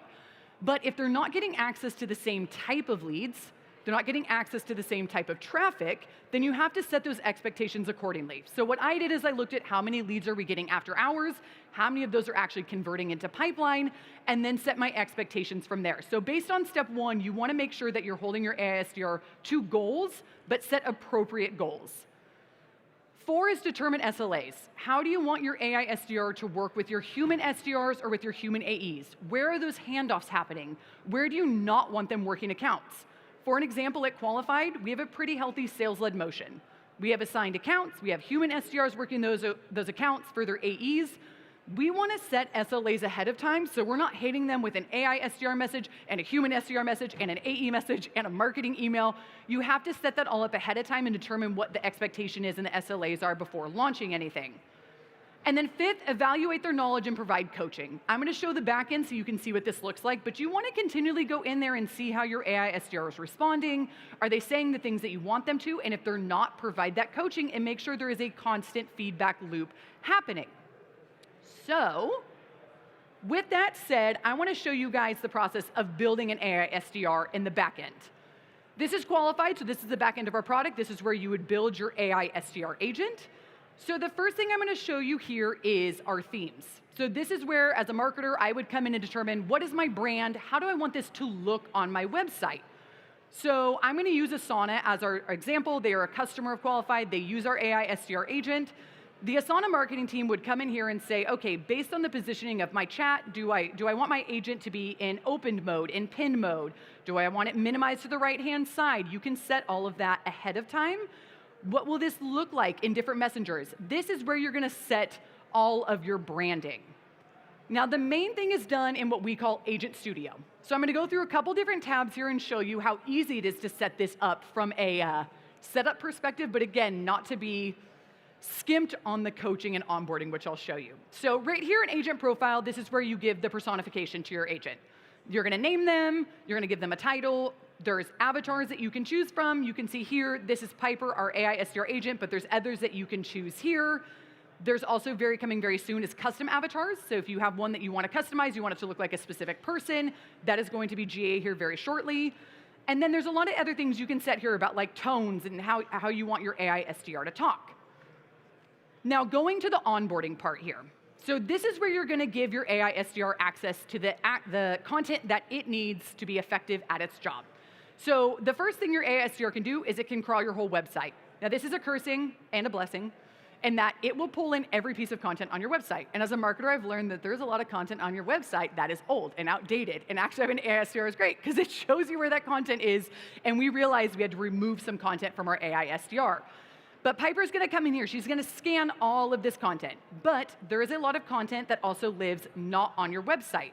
Things like PDFs, things like sales slides. And I'm gonna show this in an example here in a minute, but you can actually upload offline content for your AI SDR to use in sales cycles. So after you give your AI SDR all of this content and access, there's snippets here and other things. So if things don't exist, whether it's like, a lot of times it's like competitive material where you wouldn't have that on your website, but you want to give that access to your AI SDR agent, you can create them through these snippets. The next thing you're going to do is guides. So guides are essentially the guardrails that you're giving to your AI SDR and how you want them to interact, both from a branding perspective and from your unique business's segmentation perspective. So like right here, Asana would come in, they would give a description about their brand. They could come in and give guardrails. So think about when you're interacting with your SDR team. There are things you would tell your human SDRs, do this, do not do that. Good examples are, do not give out discounts. Do not give out pricing information. They need to talk to a sales rep for that. This is where you're going to come in and give all of those guardrails. Never give a visitor exact pricing information. Always when pricing is discussed, make sure to mention that pricing is highly dependent on each customer's unique. This is all customizable to your brand and how you want your AI SDR to interact with your leads. The next thing in here is emails. Everyone's going to have different styles of how they want their emails to be and how they want their AI SDR to send those emails. So you can come in here and give in natural language context to your AI SDR for this is what I want you to do for your email sends. And then the exact same thing for conversations. When she's having conversations on the website, what do you want her to do? When do you want her to offer up certain things? When do you want her to try to book meetings? This is all set here, and it's in natural language. And when I say natural language, it's actually a really interesting thing we did. It is best if you come in here and you talk to it as a person. You are describing this like you would describe to a human. If you use another LLM to produce this content, well, it saves you time. It actually doesn't. Your AI SDR does best off that natural human language context. So come in here, talk to it like you would any human SDR, type it out and say, this is what I want you to do for your emails, this is what I want you to do for your conversations, here's your guardrails.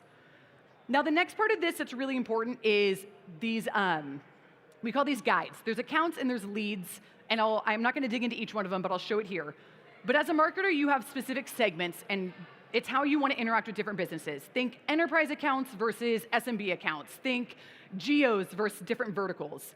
Usually that's all built in your data. But how do you then give that to your AI SDR? How do you let them know how you want them to talk? And I know from personal experience when you're working with human SDRs, it's hard for them to context switch. When someone's on the website, they're having a conversation, but they're from a specific segment, it's hard for them to know how to context switch between those different segments. Within guides is where you're going to set that. So based on your data, you're going to say any employee count greater than 5,000, here's who these accounts are. Here's at a high level, like here's who they are, here's the messaging that I want you to share with them, here's what I want you to focus on, and here's the tone and style. Because if you're talking to an enterprise account, it's going to be a vastly different message that we want to share, and it might be a different tone and style that you want your AI SDR using. So anytime they recognize someone on the website, or anytime we use reverse IP and we think it's a known account, your AI SDR in real time can change the way that they're communicating, they can change what they're sharing and how they're interacting with that visitor. So the same is for accounts as it is for leads. And then last but not least are your goals. So you're gonna come in here and you're gonna set goals for your agent, which a lot of times is book a meeting. That is the goal of your AI SDR, is you wanna book meetings and you're gonna come in and set all that up. And then lastly, you have your scorecard. I don't have this set up, so this doesn't look the way that it should, but you're gonna come in here, this is where you're gonna give your AI SDR guidance. So at a high level, this is how you would set up your AI SDR. Now you would then go in there and you would do some testing, ask it questions. I tend to find there are about 10 to 15 questions that your SDRs get asked over and over and over again. Those are the questions you're gonna wanna go in and test with this AI SDR agent and make sure it's answering it the way that you want them to. So do that work ahead of time to find out like what are those questions. So I wanna show you guys a little bit about what this looks like in action. So here I am on the Asana website. I have built my AI SDR agent, Piper. She is in pin mode here on this right-hand side. Pin mode means she is this always-on, ever-present agent on your website. If I was to minimize this screen, she's not covering up content. She's not hidden in a chat bot down at the bottom. She is always there and always ready to guide buyers. But I want to show you guys one of those slides that I uploaded. What does that look like? Hi, how can I help you?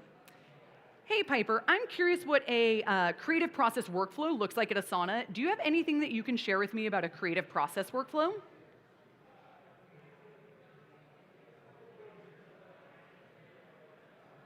I've pulled up a slide showing a creative project request workflow. It walks through each stage, from request to final approval. What specific part are you most interested in? So a few things here. One, she's able to pull up those slides. She knows exactly when to use them, just like you want a human SDR to do. And two, I've onboarded her. She knows exactly how to talk about Asana, but most importantly, she asked that question at the end. Like any good SDR should do, she is doing discovery. She's trying to figure out more about this buyer so she can give them a more relevant and personalized experience. I want to show one more thing here, though. Hey, Piper, I'm from Disney, which is a large enterprise media organization. Do you have any customer case studies that you could share with me from large media organizations?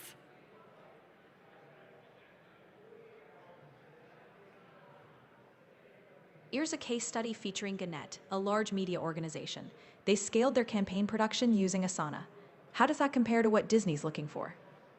Awesome. So again, she has access to everything on my website. When I ask her a question about a case study, she's not just giving me a hyperlink, she is actually popping it up, she's making it more visual, and she knows that website content that she can share.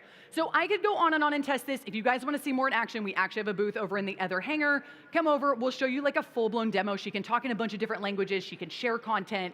It's very cool, but I am limited on time, so I want to dig into a few more things with you all. So a couple different use cases. If you're looking at this, you're like, okay, cool, I have a need for this, I have gaps on my SDR team, but how do I use this? What are my different use cases? The first one is high intent buyer, no form fill. You're gonna get a lot of buyers coming to your site, they're gonna go to all the pages you want them to go to, and they're not gonna fill out a form because people hate forms. If that person is cookied in your system, if they've come and had a conversation with you at some other point and they have hit a high intent page, or heck, if they even had a conversation with your AI SDR and they did not book a meeting, you can set up follow-up campaigns, which I'm going to show you here in a minute, to follow up with that buyer and try to push that meeting booking. So you don't have to have them fill out a form in order to follow up with them. You can use these high-intent activities, whether it's page visits or conversations or campaigns in your Salesforce instance, to trigger a follow-up from your AI SDR. The second one is maximizing ad spend. If you are a startup in this room, if you're a mid-tier company, whatever you are, you're running ads. That's typically the first place marketers go to try to drive more traffic to their website and drive brand awareness. Ads tend to have pretty poor conversion rates on your website. And as a marketer, I spend a lot of time trying to prove my cost per ad click. That is all I do, and I'm trying to prove that I need to spend more money and that they're actually fruitful. Well, if you send someone to your website from an ad click and the only thing they can do is convert on a high intent form that says book a demo, you're gonna have low conversions.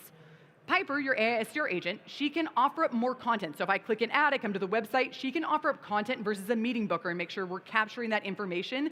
Everything is done in context from that buyer, where they're at in their journey, and it's gonna be personalized and bespoke to them. So they're not gonna push a meeting booker if that person is not showing the intent for that. So she can offer up content instead, and you're gonna capture more leads from your ads and convert those into pipeline later down the funnel and make sure you're proving value from that ad spend. And the last one I'm going to use as my example is pre and post event outreach. We're obviously at an event. This is the best use case for an AI SDR agent for follow-up. We actually used this as our first example when we launched our email proponent of our AI SDR agent. And we saw a 70% increase in pipeline from events within 1 quarter. And it's because when you come to events like this, you get a ton of leads. Some of them are high intent, some of them are low intent, some are ICP, some are not ICP. SDRs do not like to work these leads because they don't convert at a high rate. And I've worked with SDR teams for a very long time, and I've begged them to work these leads because I've spent hundreds of thousands of dollars to get them, and they don't want to work them.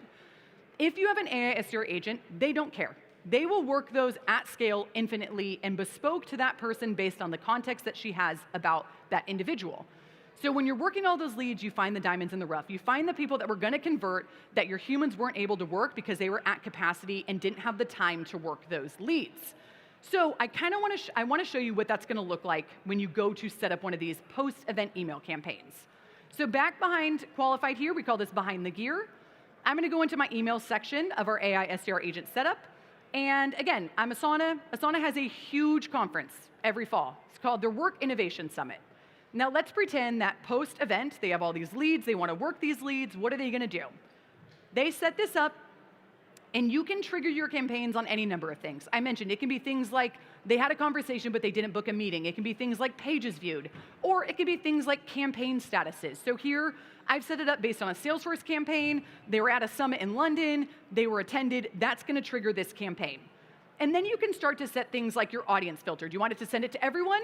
Probably not. Do you want to filter down by titles and people in persona? Probably. You could come in here and set only to specific people. It's all based on your data in your CRM system. Then you have things like exit criteria, goals achieved, all of these things. So you're giving that AI SDR content or context of who to send this to and when. Now, there are things like sender replies. Who do you want this to come from? Do you want it to be from your AI SDR agent? Do you want it to be from Piper? Or do you want it to be from a human sales rep? Your AI SDR agent can send it on behalf of an AE or on behalf of an SDR.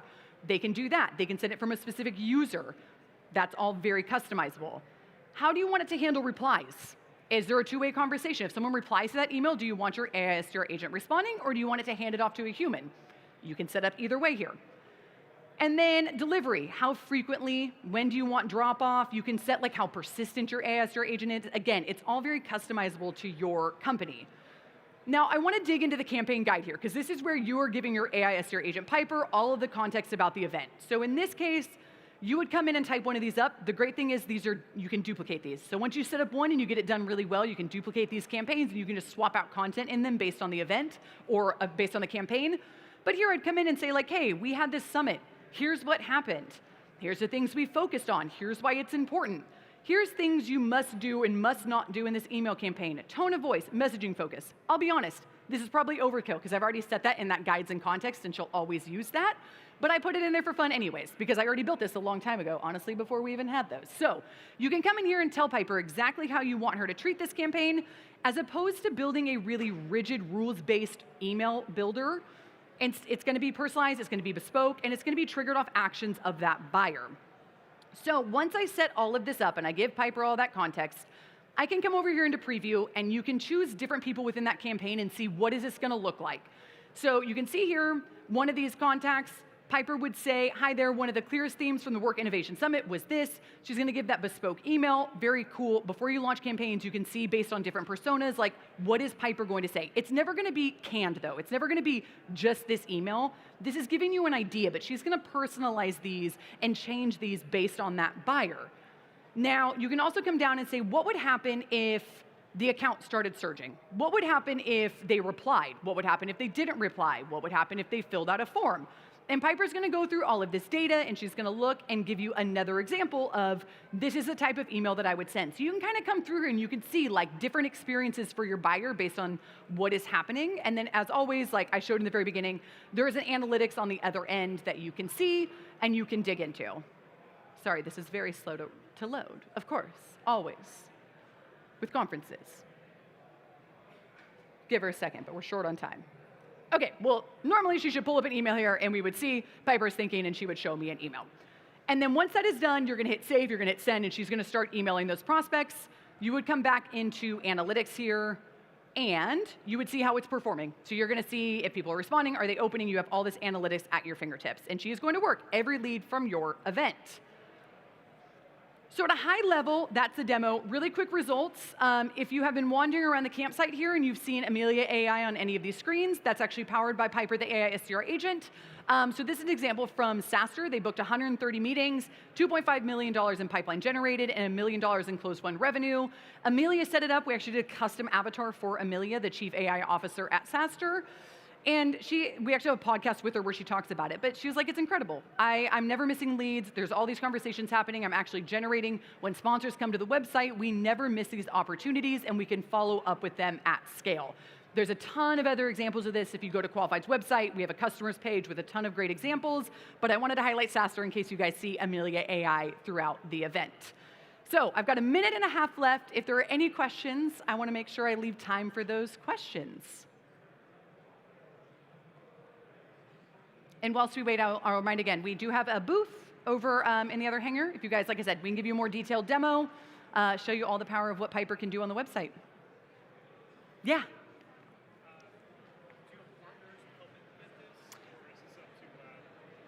Super good question. He asked, are there partners helping implement this? We don't work with third-party providers technically, but we have a very robust in-house customer success team. We call them QSAs or Qualified Success Architects.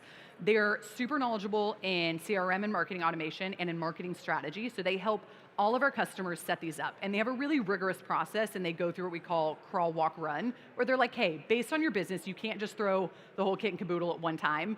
Based on your needs, like here's where we would start with a crawl, here's your walk, here's your run, and really help like move people into what's gonna be most effective. They're there every step of the way with our customers. They make sure that Piper or their AI SDR agent is working. All of our customers, they personify their AI SDR agent. So like we have Bellet, Box, and they're all different.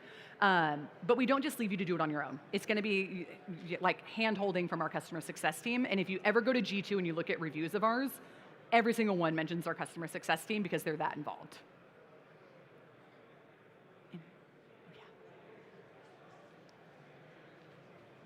I think they're working on it, sorry.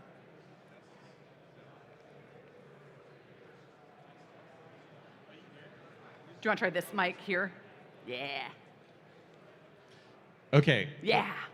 All right. Went from nothing to a lot. Yeah, really loud, sorry. Okay, I have a question. So we're actually using Qualified. Amazing. But we're kind of like immature in the setup. Yep. So one thing I would like to know, and I haven't looked into this, so sorry for the ignorant question. No, totally fine. But do you have built-in evals in the system, for example, to like help us refine the prompts and content that we have for different things like email campaigns or the chatbot feedback?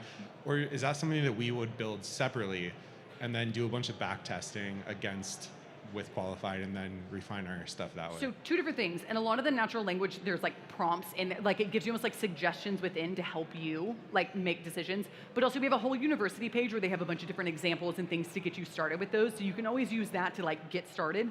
But again, my biggest recommendation, ask your CSM. Like they want to help you and they want to help you get started. And if you come to them with that question, you're like, hey, like we're not using the most, can you help us? But between the suggestions, like within that natural language box, they'll usually give you like some like grayed out text of suggestion, and our university, you should be able to get started there. But do you have like a way, to like specify questions and then see the responses over time? Oh my gosh, yes, sorry, I misunderstood. Yes. I want to create like a grading rubric for it. Where I'm Yeah. Like, You don't need to create I like anything. These answers. So it's actually called our AI scorecard in that back end, which if you come by the booth, I'll show you like a full example of it. But you can go in there and ask questions and like do essentially like back and forth with Piper without being on your website. So you come in, you'd ask questions in the scorecard, you give her like a thumbs up, thumbs down, you give her like, this was good, this was bad, here's how I would change it. So all of that like grading rubric is like in that AI scorecard. Okay, understood. Cool. And you can do, obviously if you want to build something yourself, you can, but that is built into the back end in the AI studio for you to ask those questions and grade her and then give her that feedback. Okay, cool. And then I have one other question, sorry. Is there also a way to use like LinkedIn messages as a medium of communication? Like we get a lot of like inbounds from there, you know? And you have email, you have the website chatbot thing, which is great, but like it'd be cool if we could like delegate or hand off some of those things. There is not, because LinkedIn has like an ironclad lockdown on their API, and to stay in compliance, we just don't touch it. Got it. Yeah. Okay. All right. Thank you. Okay. Awesome. If there are any other questions, I am over time. She's waving at me back there. Our booth is over there. Please come chat with me. I will be there for the rest of the day. Thank you all so much.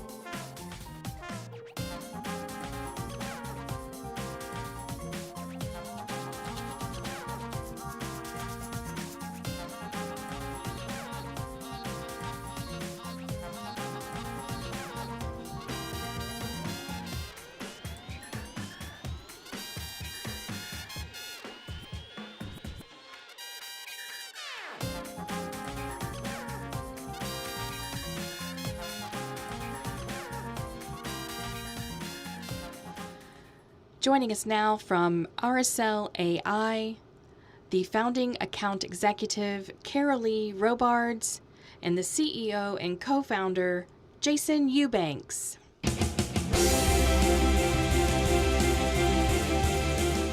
you doing?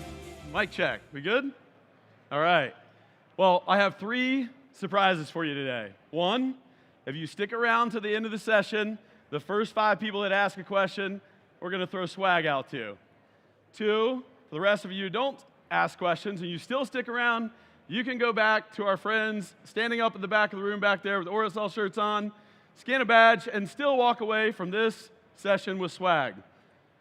The third thing we're going to do today is we're going to show you live product. So I figure you've seen a lot of presentations, a lot of chalk talks. We're going to wrap up the last half of this with a live product demo. Sound good? All right, let's get going. So you can see in the slide here a little bit about our background. I think the most important thing that you can take away as for context around my background is that I've been a CRO and a go-to-market leader of sales, marketing, CS at 4 other startups prior to starting this one. And the way I like to introduce that is to get the clicker to work. Maybe you'll take over. The way I like to introduce that is to say, if you're sitting in this audience and you're a go-to-market operator, I am you. And when I was building and running sales, marketing, and CS at the last company that I was at, which was Harness, before starting Aurasell, this was my go-to-market stack. It may look like yours. It may look like one that you even started the journey on building. Well, I'll tell you a few things about this go-to-market stack. There were 22 products in it. We were spending over $3 million a year in SaaS fees. It had an incredible amount of complexity.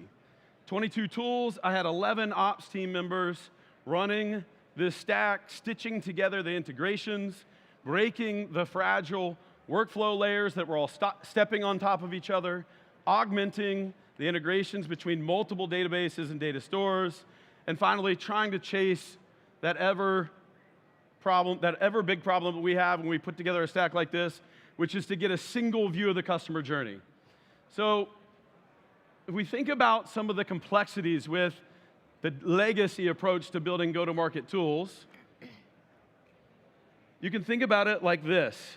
And this was our reality every day. And maybe it's yours today, but it doesn't have to be. And we're going to show you how you can get out of this and into an AI-native go-to-market platform. And like Kara Lee, as you're a new rep, close $3 million in your first 41 days. So let's talk about some of the drawbacks of this current state. Well, it's complex. It has multiple data stores. You buy niche products for every part of the sales process. Eventually, you end up with legacy tool sprawl and all these legacy vendors that are now trying to push agents at you, multiple agents. And that's going to drive up your costs further. It's going to drive up your complexity as now you start to introduce agentic thrash.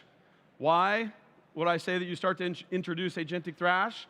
Is because as you add every one of these niche products, they bring a siloed database in.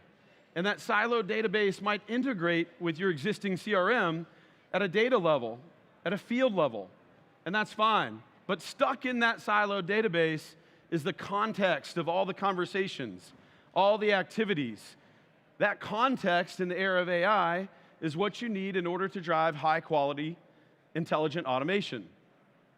So if you have agents that are operating with a fraction of the metadata, lacking context, and don't see the entire contextual layer across your knowledge graphs, you end up with the potential for low-quality automation, or worse yet, agents that fight autonomously amongst themselves and step over each other.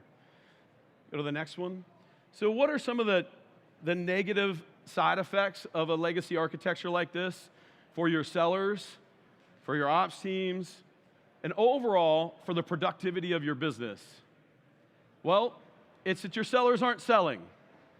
So I would challenge you, if you're sitting here today and you don't know exactly what the percentage of time is that each one of your sellers spends in front of prospects and customers, face-to-face or over Zoom, then you need to go measure that KPI among everything else that you consider to be the top KPIs of your business. I went through this exercise at Harness. It was middle of COVID. We were being asked by our board to do more with less and go from a really high growth, high burn profile to accepting half of that growth, but driving more efficiency. I walked out of that boardroom and went on an internal journey, the project that we called X-Ray. We went to every major department of the business. We drilled down It logged every single activity every single person was doing, what tools they were dependent upon, where were there overlap in those tools. Did we need to buy a different set of tools or build a different set of tools to drive more automation to make them more efficient? And one of the key findings that came out of that exercise was a graph that looked like this one, a chart that looked like this one, when I realized that my reps were spending time in 10 to 12 products a day to do their job. They were losing that time to context switching and manual activities, and they were also spending an enormous amount of their what should be productive time on just precursor activities to actually driving customer interactions.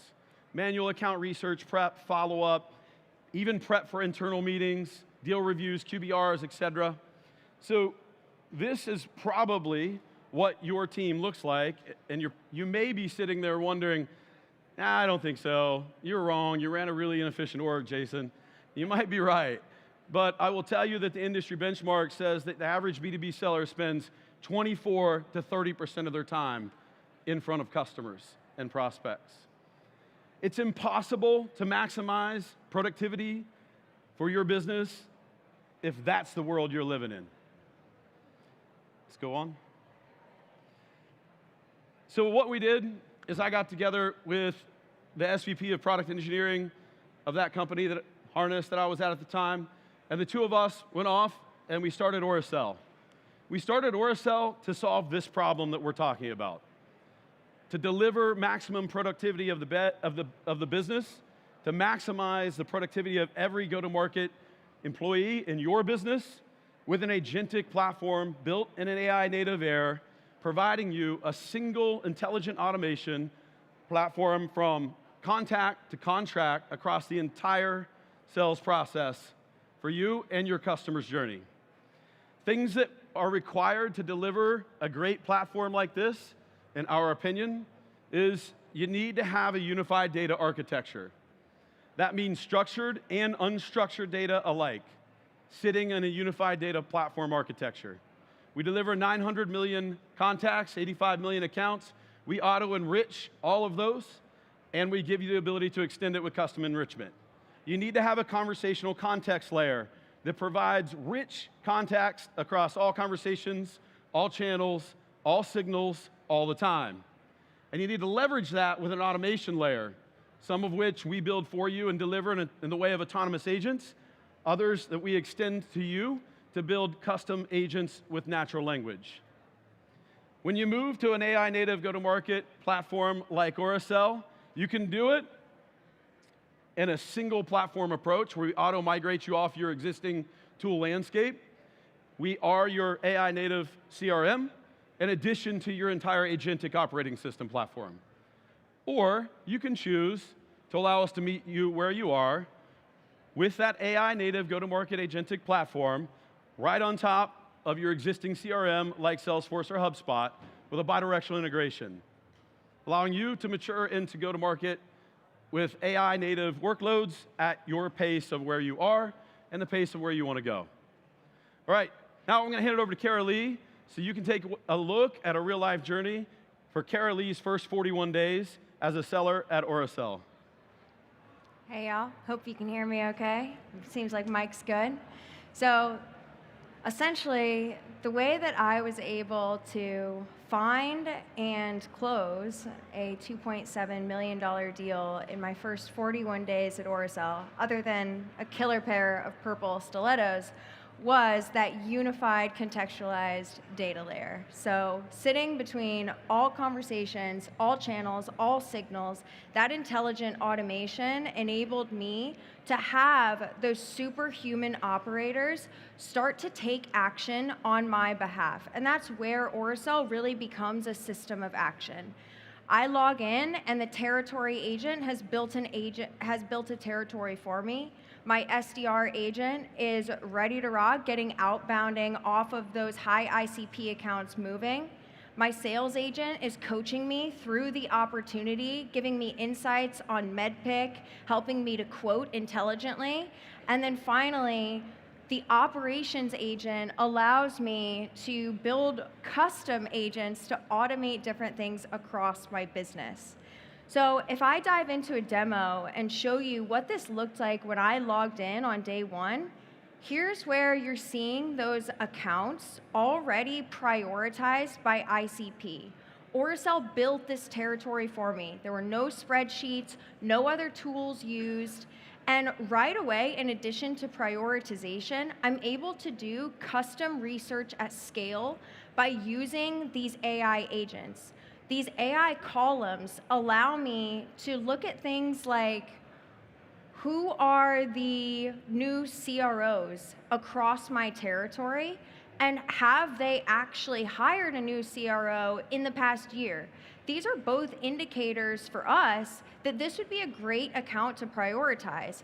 Orasell's agents look at structured and unstructured data and intelligently understand what are the reputable sources where I'm going to find that, whereas all I did was prompt, give me the details about the newly hired CRO and their background. And it already did this research for me. I can also pull all of this research across anything else in the account, including the ability to prompt into Ask Aurasell and give me lead lists, prioritize accordingly.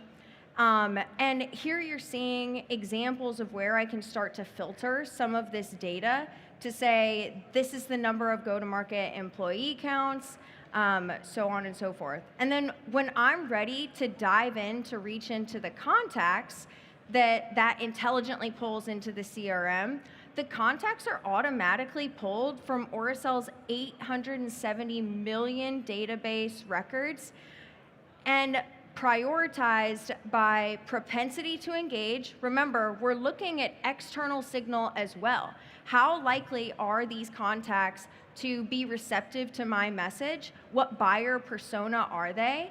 And give me the background off of where they've been before, who they're connected to, and the full timeline of the engagement with that person or that account. And then auto-enrich their LinkedIn, their email, their phone number, so that I can auto-dial straight from Aurasell. And then now that I have an account list that I'm ready to reach out to, I'm able to create sequences that, for starters, I can prompt build all of my sequences in Aurasell so that it's quick and scalable for my entire team. And then when I actually go to reach out to those contacts and put them into a sequence, even though this is for a mass outreach of many contacts, every single account or persona is going to get a unique message off of that custom research by simply prompting to pull in from other custom sites that I've pulled into helping me to determine that that's a good account fit. I can also set up cold calls with a pre-built script so that whether it's me or my SDR that's reaching out to that contact, they're going to get something custom to them. I can also action LinkedIn straight from Aurasell because of our Sales Navigator integration and our LinkedIn integration that allows LinkedIn connections and messages to show up across that contextual data lake. When I actually go to action these cold calls, I'm able to see this as a task that surfaces so that I can do a cold call block, or like I said, my SDR or my SDR agent can do a cold call block.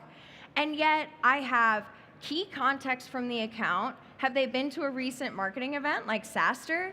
What discovery questions should I ask? What are the objections I might get?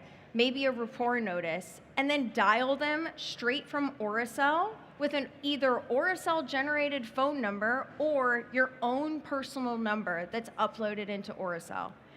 And once I have an opportunity, thanks to Aurasell giving me this great outbound motion, when I actually go to manage that opportunity, I'm also going to get help closing the deal.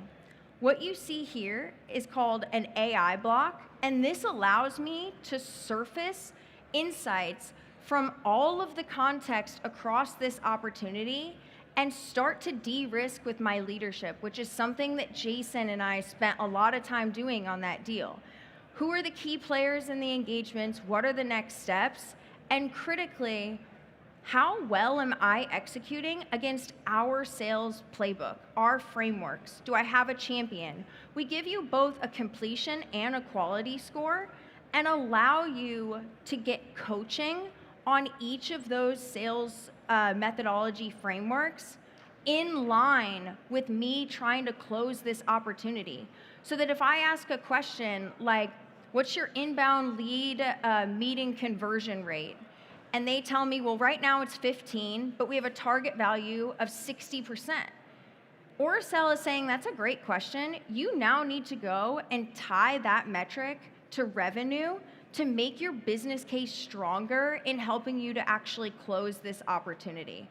I can also then generate a quote, and all of this is pulling from the timeline, allowing me to see every activity across the account, whether it be SDR team, marketing team, text messages, which I can easily drop into the timeline and add to that context graph, is now feeding every single touch point. And this is all separate from the very many Carolee agents that are running in the background, because we also ship with an agent builder that allows you to build custom agents that take action on your behalf. And this is a great example of that, that's routing leads directly to whatever I want to happen, whether that be an automated outbound sequence or into my inbox on my behalf. All right. We didn't get to show you AI forecasting, the voice dialer, or analytics. There's so many things. That's why we'd love to invite you, if you go back to the slides, please. That's why we'd love to invite you back to our booth where you can see a full product demo of everything that Carolee was just talking about. And maybe more exciting for you than the cool demo of Aurasell's platform is the opportunity for you to register. There we go, one more, there we go.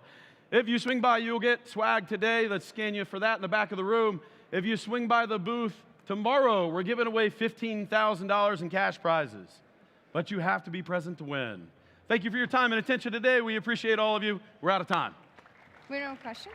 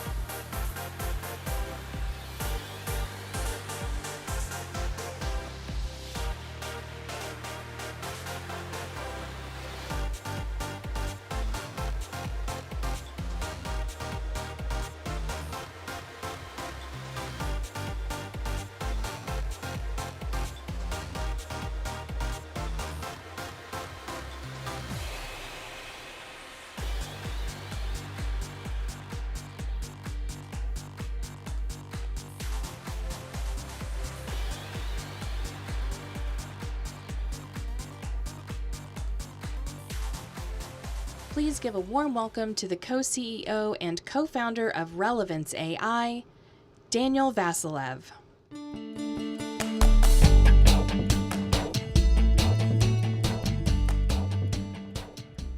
Hello everyone, I'm Daniel. I'm co-founder and co-CEO of Relevance, and I'm very excited to be here because in this room, I'm assuming a lot of you are already at the frontier of AI and trying to find ways to go even further. Some of you have probably deployed copilots in your business or are leveraging them yourself. But there might be a nagging question going on in the back of your mind. Why do we have lots of copilots, but why don't we have a lot of autonomous agents yet? Why aren't we there? And so today, I want to cover a little bit about the journeys we've seen of customers going from copilots to coworkers, how they've achieved it. We've done over 100 enterprise implementations, and I want to share a few tips on what we've seen work well. So first, a little bit about Relevance. We are a Series B startup based out of San Francisco and Sydney, Australia, and we've raised over $42 million to date. We work with some of the best enterprise go-to-market teams in the business. And the way I like to position us to a lot of folks is, yes, we're an enterprise agentic platform. Yes, we help automate a lot of work.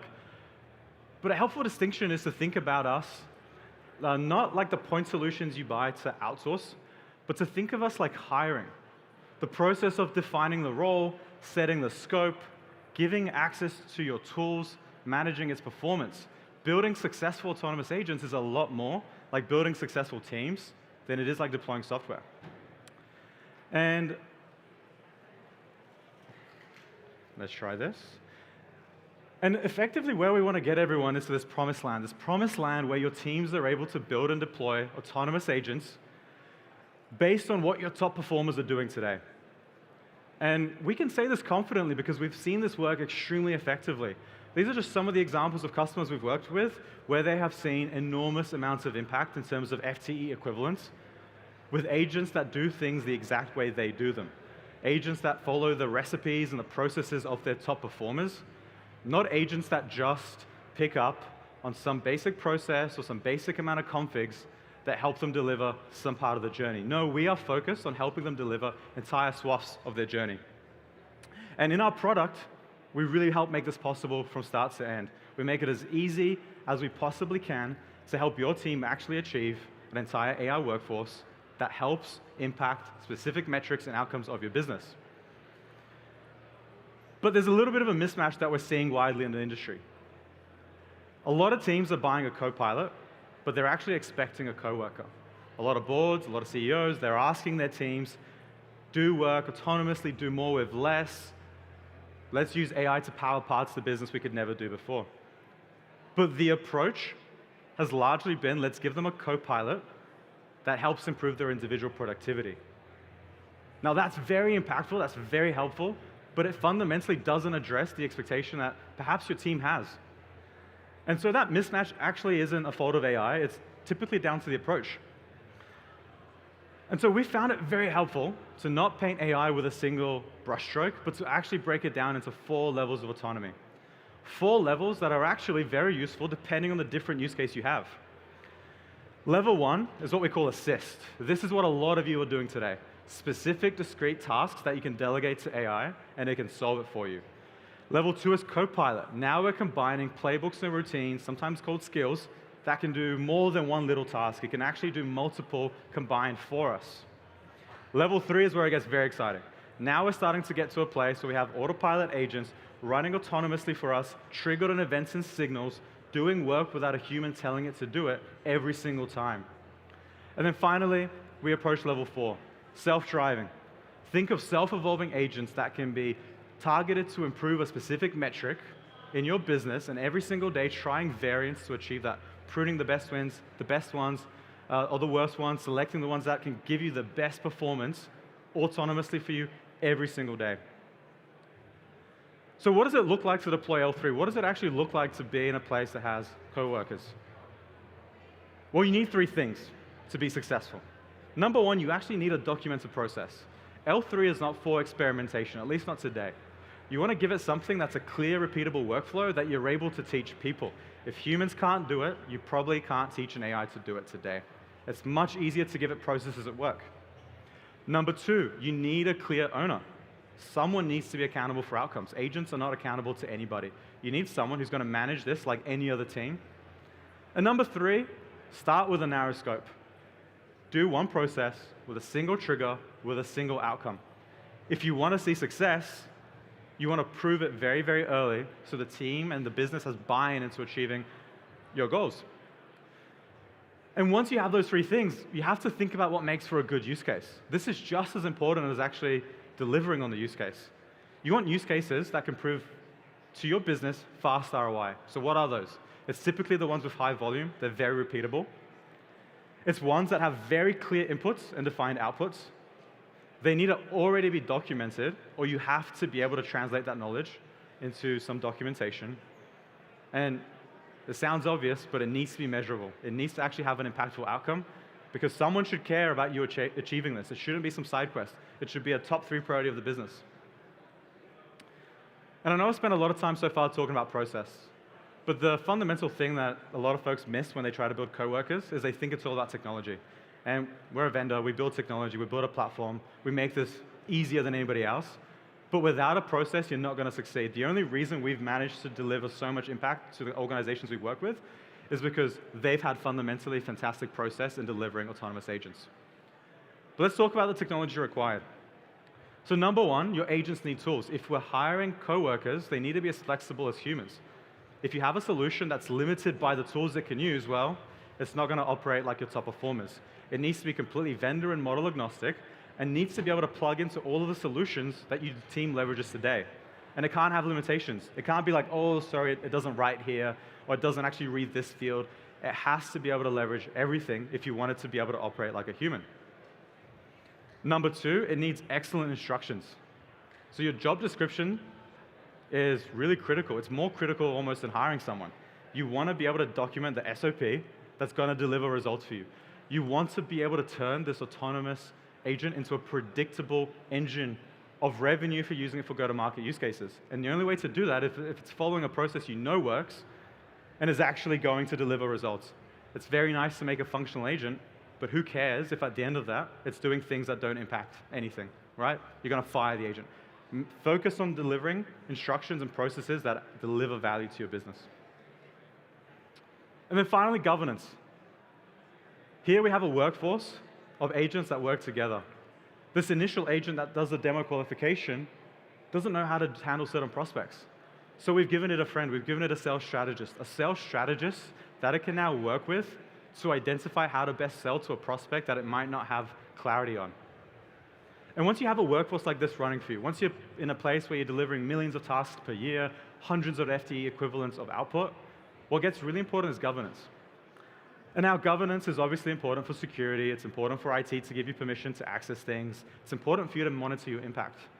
But the reason why it's actually really critical, and if you don't have great governance, it's going to be a massive problem for you in 12 months' time from now, is it's how you get to level 4. If you want your agents to be able to self-evolve and self-improve, they need to be able to learn on the results that they've done. And if you don't have excellent governance, you don't have the data to be able to identify what works. And what I really implore all of you as you're thinking about your AI strategies over the next 12 to 18 months is think about those levels of autonomy. Think about where you sit on the curve of autonomy today, what use cases you're tackling, and think about and ask yourself and your teams whether you have an L3, L4 strategy, a true L3, L4 strategy. Do you have a pathway in the next year or two to have a team of agents running autonomously for you, delivering outcomes that previously only teams of people could do? Because that's where the real leverage comes for a lot of customers we're seeing. And the good thing is it's very early days. A lot of folks are still not there yet. Most are at L1, some at L2, very few are at L3, and there's tons of leverage there. So the message I want to leave all of you with is that teams that have AI coworkers really compound because they're not bottlenecked by the capacity and those same constraints they were in the past. And if you need assistance on going on this journey, come find us. We've got a booth in the other hall, Relevance AI.